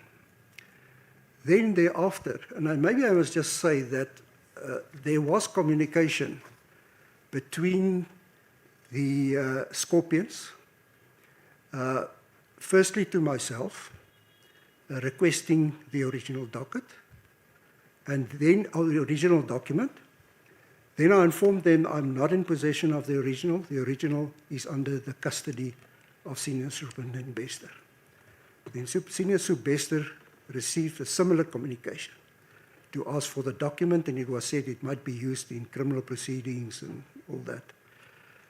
And then Commissioner De Beer wrote a letter to Gerrie Nel, who was with the DSO then. Commissioner De Beer informed him that he will deal with the matter. So then these analyses, once they were finalized, Commissioner De Beer asked me to accompany him to the office of Advocate Leonard McCarthy. Then the analyses were given to Advocate Leonard McCarthy. And we accepted that he will further deal with the matter. And that is why the document was not sent. When it was asked for originally, it was not just sent off because these analyses were being done. Thanks for that explanation. So in relation to, we may as well just jump to it since you've dealt with it. And at 28.5, you've already indicated that you did fax a copy on the 20th of August 2007. But Ackerman, as you can see from 28.5, he responded saying, he would like the original document delivered to his office by no later than 1600 on the same day.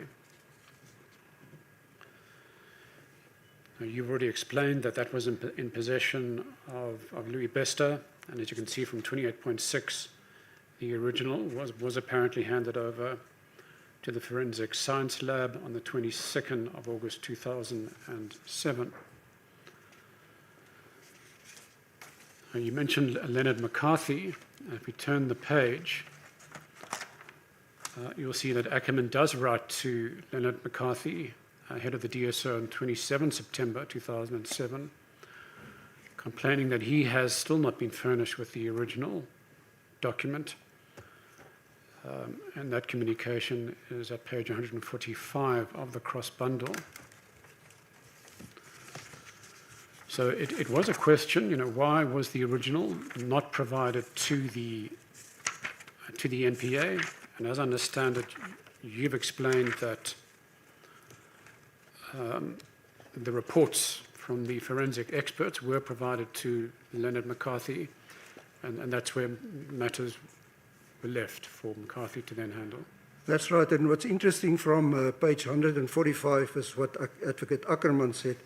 Furthermore, it's important in paragraph 4 to note that the handwriting, I'm of the view, in paragraph 3, I am of the view that you do not need a handwriting expert to establish that fact.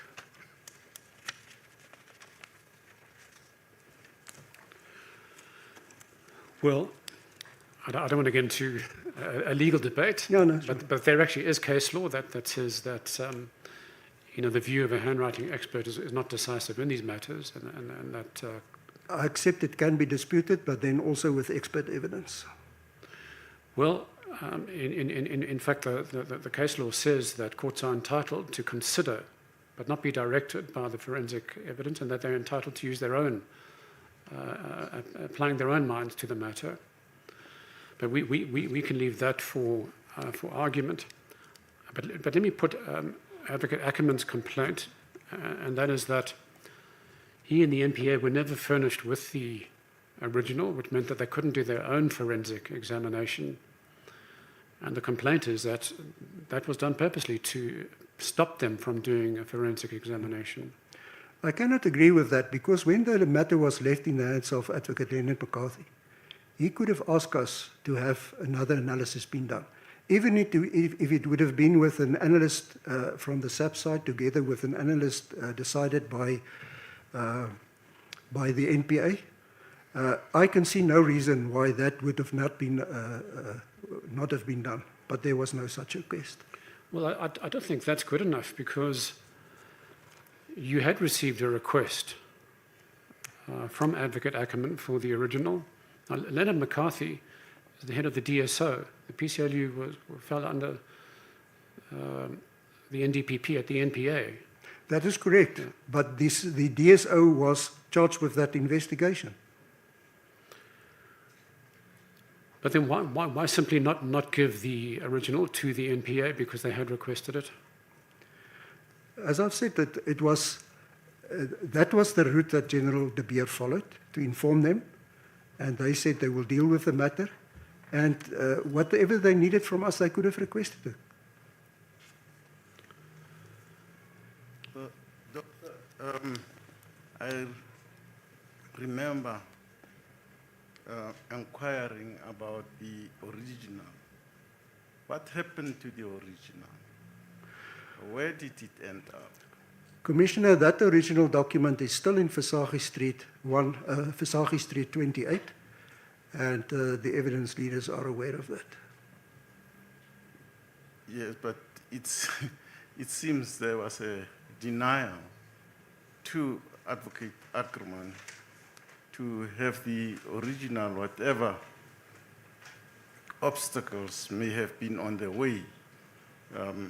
How can he now even invoke the assistance of his own expert, because he can't work on the duplicate which he disputes is a forged document? You agree? I agree with that, Commissioner. Yes. Okay, thank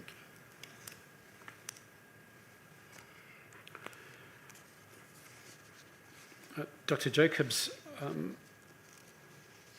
when you faxed a copy of the document on the 20th of August, it was an incomplete copy.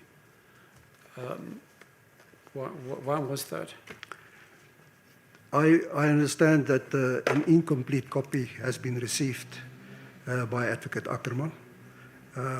It seemed to me he realized that some 20 years after the incident happened in terms of his evidence, but I can only accept that there must have been something that has gone wrong with the faxing of the document.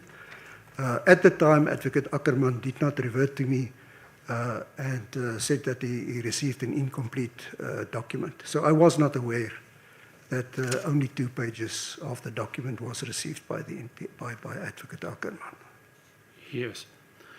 Well, from his perspective, he was expecting not only a complete copy, but the original at some point, and that never transpired. But let's move on, and I want to pose the question that's in 28.4 on page 11. Now, why would Ackerman write such a memo in June of 2006? And Commissioners, we did provide an English translation, which was annexed as A, and the Afrikaans version as B. And we've highlighted where Ackerman alleges the forgery took place. So the question, Dr. Jacobs, is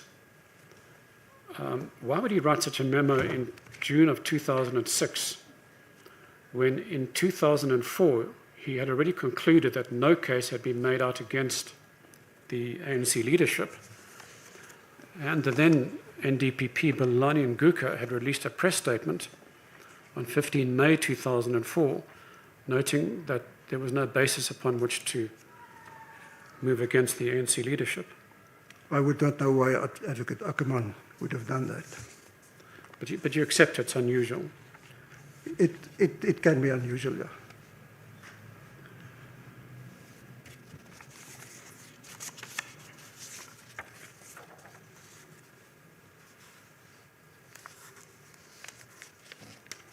Well, then, let's turn then to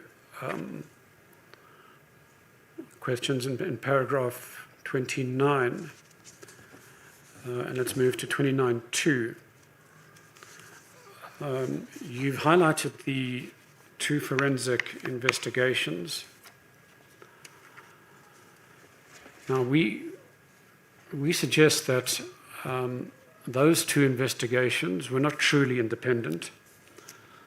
The first one was carried out by a police officer, and although an independent investigator was also appointed, Mr. J.F. Hutting, he also served in the police from 1981 to 2006.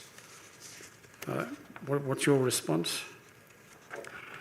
Chairperson, I think from a court perspective, it's very important to realize the position of a forensic analyst. If they are once discredited in court, their career is over. Then with Brigadier Hutting, if you would look at his CV on page 1788 of the Jacobs bundle, and also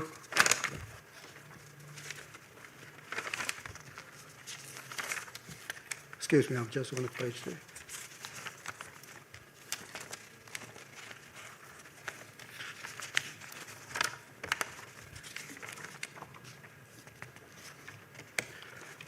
Chair, he was very well experienced. He had international exposure. He received training with various institutions internationally. He even went to Taiwan, where he actually received training regarding the analysis of of Mandarin documents. He drafted manuals for the University of South Africa. He testified in courts in our neighboring countries, as well in South Africa, higher and lower courts. He was very well experienced. And really, I can't think that for a case that comes from the police service, that a person like that would actually sacrifice his career to just simply do what he's asked to do, or to give a result that is wanted. So in my view, I think especially Mr. Hatting really had a good standing to do this analysis. And he was independent because he was not at that stage in the police service anymore. So while we're on the Hatting document, let's just focus on the second page, 1789, paragraph 3. He says he was requested to compare the signature on page 3 of the disputed document with the specimen signatures, as mentioned in paragraphs 2.2 and 2.3, to determine if the paper used on the 3 pages of the disputed document are the same, and if the 3 pages form one document as a whole. Thirdly, to determine whether any amendments or tampering exists on the disputed document. And then lastly, to compare the inks used on the disputed document regarding the signature, the date, and the correction in paragraph 4 on page 3. So we'll come back to that in a moment. But if I now can draw your attention to the subparagraphs on page 13, 29.3, because we want to point out some discrepancies to you. And let's start at 29.31. So according to Advocate Ackerman, his file notes were referenced in numerical order. The first memo was referenced A1. Memo A15, which is in our view the forged memo, was purportedly written on 26 June 2006. And memo A16, which follows A15, is also dated 26 June 2006. And indeed, memos A1 to 16 all carry that same date. However, notwithstanding the sequence, memo A17 is dated 11 July 2003, and the subsequent memos are all dated between 11 July 2003 and 10 October 2003. Is that not a discrepancy that should have alerted yourself and the others examining these documents? Chair, in law, they say, nemo judex in sua causa. I mean, this has been questioned.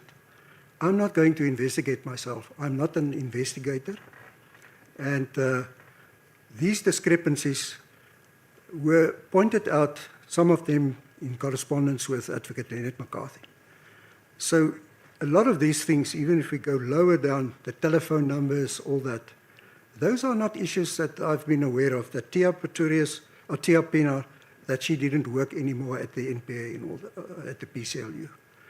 So all these issues, and even the last paragraph, the marked differences between the two handwritten sixes contained in the date, and the last 6 on page 3 of the forged document, I would not be able to say that is not the handwriting of Advocate Ackerman. Well, given that we are alleging that that the document in question is a forgery, we simply have to deal with these discrepancies. Yeah. So let's turn to the next one. The memos A1 to A16 are all dated 26 June 2006, as we mentioned, and are all addressed to Advocate Ramaite, whereas A17 to A73 are all from 2003 and are only file notes, which are not addressed to anyone. again, did that not raise an alarm, or should have raised an alarm looking back? It did not raise an alarm with me. Well, then I have to ask the question, why not?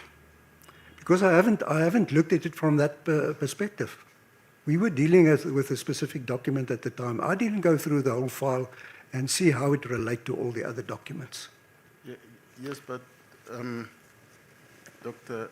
Jacobs, not addressed to anyone else to whom it may concern, en wie dit ook al mag behaag in Afrikaans. It's a bit unusual, particularly with people who are investigating forensically. It's a bit unusual. It should attract attention. Whose attention is invited? Chairperson, Commissioner, I once again, I want to say that I was not asked to, there was an investigator appointed to deal with the document. These issues could also be taken into account by the investigator. I was not in charge of the investigation. That was asked by General De Beer to Louis Bester to have those things done. Yes, thank you. Thank you, Chair. Thank you, Commissioner. Now, on the Commissioner's point, I must also put it to you, Dr. Jacobs, that the case law actually says you mustn't investigate and look at an individual forgery or alleged forgery in isolation.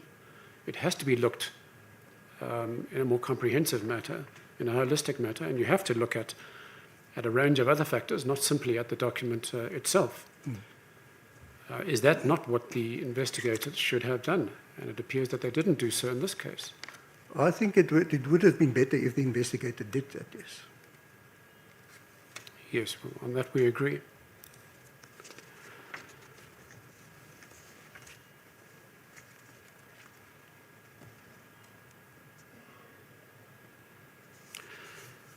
And then 29.3.3, and now we're talking about the context and content. So none of the memos A1 to A16 reflect any recent developments or need for further investigations, which would have caused Ackerman to suddenly knock off 16 memos in one day on 26 June 2006, because these were all matters that had been dealt with as far back as 2003. That's correct.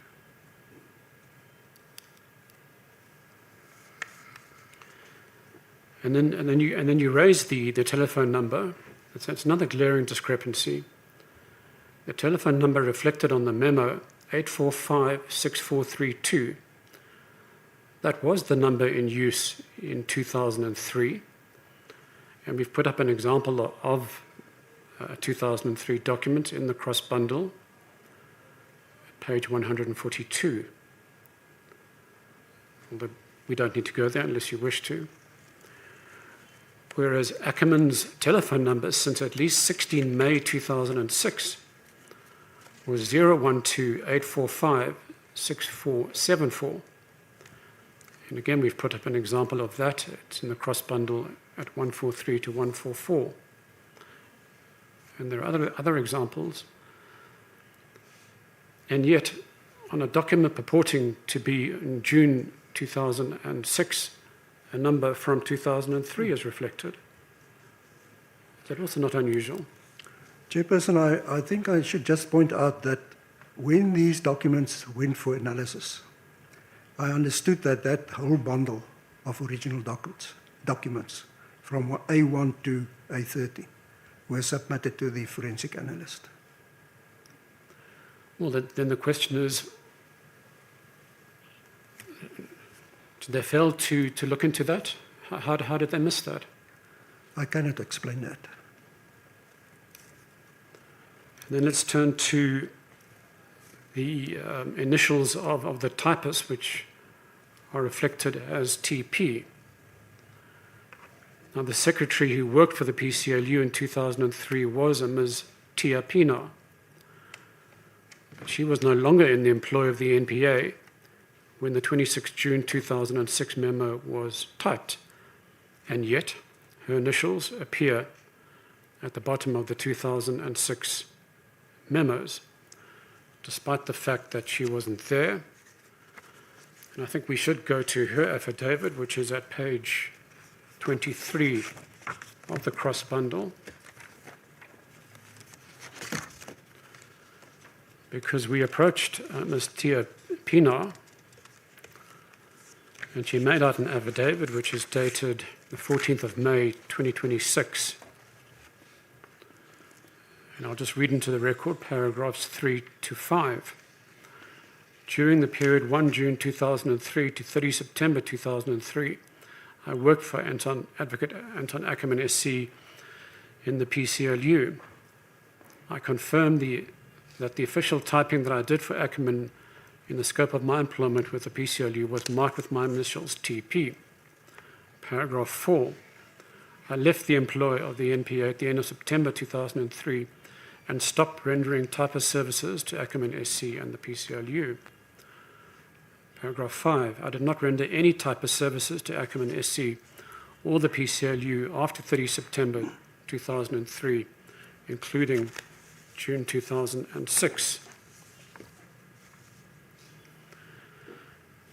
And yet her initials appear, and it doesn't seem as if the investigators looked into that aspect.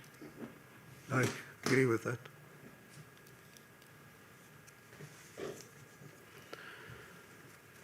And then lastly, Advocate Ackerman says that there are marked differences between the first two handwritten sixes contained in the date on the last page, on the signature page of that document, which is dated 26/6/2006. So there are 3 sixes there. And he says that there's a marked difference with the last 6 on page 3 of that document. And yet the investigators didn't find that as an issue or a problem to look into. Gee, I can assume regarding the 6s that the paper was the same paper used. The handwriting or the signature was the same. It seemed to me that only the last 6, is disputed. Now, to get that last 6 there from a document that is dated 2003, you will have to erase the 3, or you will have to make some change to the document. To change a 3 to a 6 would not be very easy. To erase it, it would have been seen through with the microscopic and other evidence, ultraviolet and all those issues. So to me, that I can't explain. I'm not an expert in that regard, but I think that is an issue that really lies with the forensic analyst, and that I can't. Yes, which is why it was most unfortunate that the original was not supplied to the NPA when asked for it. Mr. Vani, I understand that you have to go through this exercise. I'm not so sure that beyond clearing Mr. Ackerman's name, what else is the purpose of this exercise? If there is a good purpose, and I would assume there may be, where is Mr. Hatton, who should be carrying the can? Firstly, Commissioner, we've now dealt with the discrepancies, so we don't have to revisit those. There are a couple of other aspects that we would like to canvass with this witness, which are on page 14 of the application.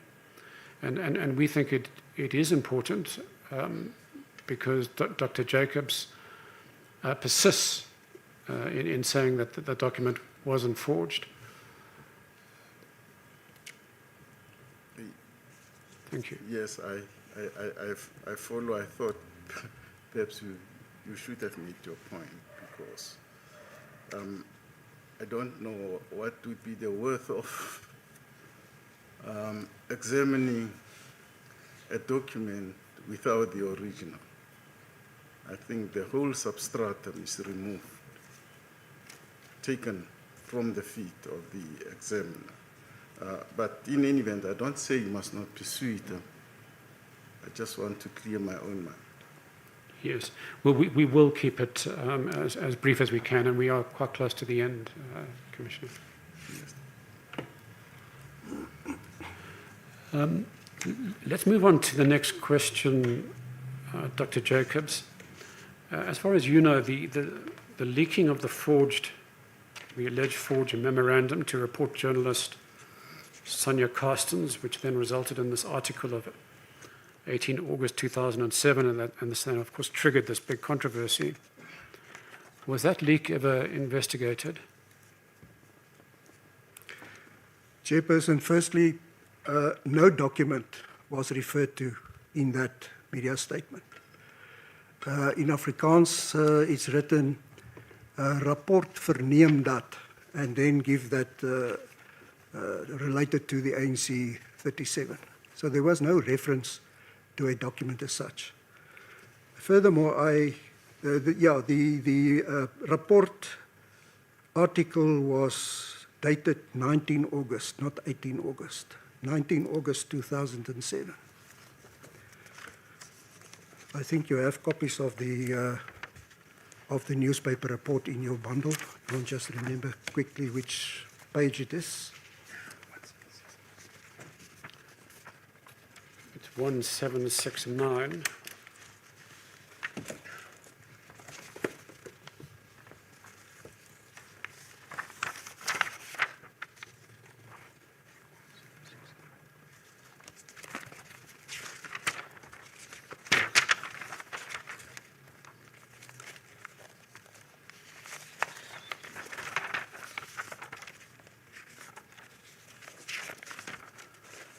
And I think in the cross-examination bundle, there's also an English version that has been provided. But then, can I ask you, Dr. Jacobs, when Advocate Ackerman communicated with you on the 20th of August, following the publication of the article in Report, and he asked you to fax the document in question, the impugned document is the one that you faxed to him. Yeah, the fact is that from the report article, it is clearly related to the ANC 37. I assume that is the document that he was looking for. Yes. Well, I can't remember how he described the document or whatever, whether he gave me a file number or what, but I was able to access the document. well, I think we can assume that the reporter, Sonia Carstens, had either access to the document or the information in that document, because that was the basis of her article. Well, she must have received information, whether it was a document or someone who phoned her or whatever happened. I assume also she must have received an indication of the information that she was dealing with. Yes. Well, just looking at the English translation. Now, you will see in the English translation, and that's not my translation, I think it's one from the internet, they refer in that sentence to, there's a strange word in front of Ackerman. Yes, I don't want to say it. Let me read the translation, and you can tell us whether it's accurate or not. And this is at page 43 of the application. Sorry, page 381. The red number in the cross bundle. And it's this.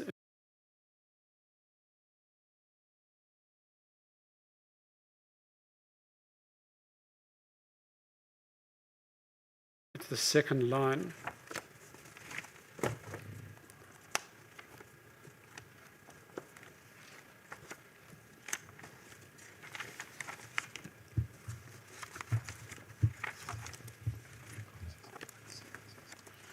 I have it, thanks. Okay, and the Afrikaans version is in your bundle at 1769. But the English translation reads as follows. Report this week from impeccable sources learned that the police dockets that 2 retired police officers have made earlier, for years locked up at the headquarters of the police detective services. In the next line, the sources' names are withheld at the request because of the sensitive positions that they hold. So we won't know whether the sources are impeccable or not, but they do refer to police documentation. That's correct. Yes.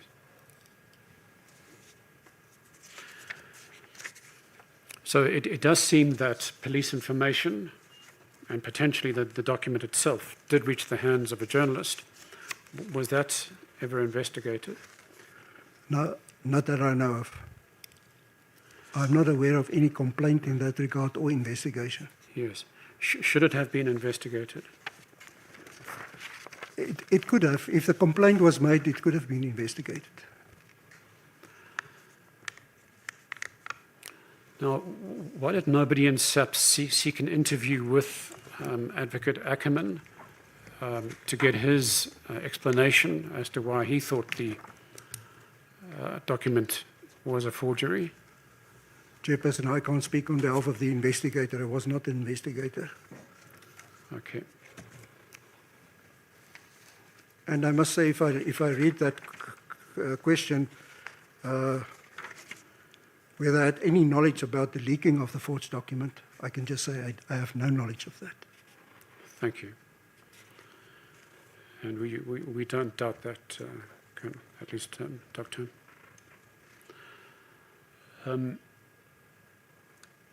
Perhaps if we can just go back to that English translation, because my attorney has just pointed out another passage which suggests that they probably did have the document. And that's towards the bottom of the page. It's like the 4th paragraph from the bottom. And I'll just read it into the record. And again, this is at page 381 of the cross bundle. Ackerman had earlier instructed in writing that the police have evidence in the investigation of the ANC leaders, have gathered a view to possible prosecution. But last week the police refused to say whether the assignment is carried out and the progress. We just highlight the words Ackerman had earlier instructed in writing. So it does seem to suggest that perhaps the document was in the possession of the journalist. I'm in agreement with that, Chair. Yeah.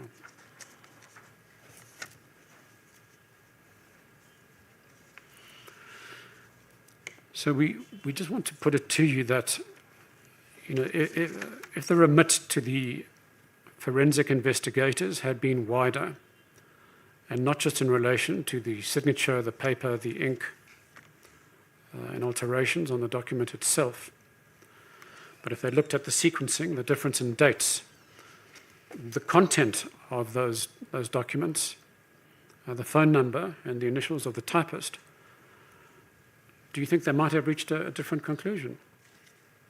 Yes, Chairperson. So then the question is, why were they not given that wider remit? I can't answer that. I was not the investigator, Chair. Yes, really, Mr. Bani, that's unfair. Yes. We won't... He's not in the mind of those people. So. Yes, indeed.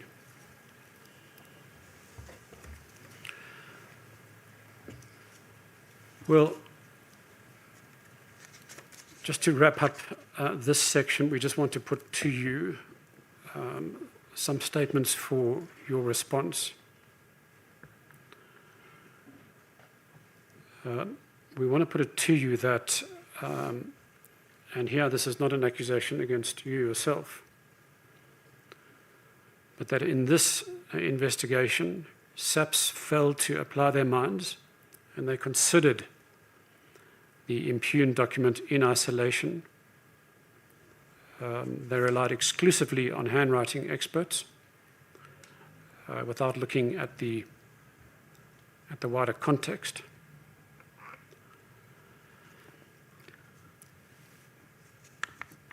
Chairperson, the SAPS leadership, I can't talk on their behalf on the issue of failing to apply their mind, etc. As I've said, the investigator should have or could have looked at those issues. We also want to put it to you that the document in question was forged. It was manifestly altered by elements within SAPS. And we believe this was done in order to place pressure on the government and the NDPP to remove Ackerman from the TRC cases and ultimately to bring an end to the TRC prosecutions against all sides in the conflict. Chairperson, I have no knowledge of that. We want to turn to one last matter. You raised the Highgate Hotel matter in one of the task team meetings in January of 2007. This is at PCJ 11. And you mentioned that the Highgate Hotel matter did not require further investigation. That's at page 1753. Now, the Highgate Hotel massacre inquest actually wrapped up in December last year. And one of the findings made by the inquest court that the likely culprits had been engaged in a false flag operation. Can you explain why in January of 2007 you took the view that no further investigations were necessary? Chairperson, the docket on the Highgate matter was requested by the PCLU. So I got hold of the docket through Brigadier McLaren, Director McLaren. And I studied the document before I gave it to the NPA. And if you look at the place where Advocate Maga signed for that document, it is page 1768 of the Jacobs bundle. You will see it was there were two ring binders, evidence A1 to 80, correspondence B1 to 89, investigation diary C2 to C153. There were also color photographs, 102 of them. And when I read the docket, there were already affidavits referring to the issue that it was not APLA or that it was rogue elements or something. I can't remember exactly. But that allegation was already in the docket. So the reason why I read it was just to see whether the docket looks in order to hand it over to the PCLU. And the PCLU are the people who will decide further on how they will deal with the matter. So that docket had been with the PCLU since that date, the 29th of January 2007.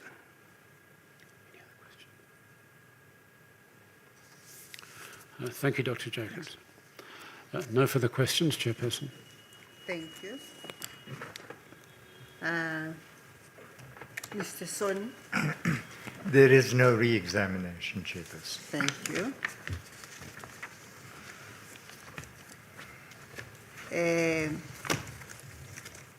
Dr. Jacobs, we again thank you for having come to give evidence before this commission. You are now finally excused as a witness. Thank you, Chair. Thank you. These proceedings are adjourned until tomorrow at 10 o'clock.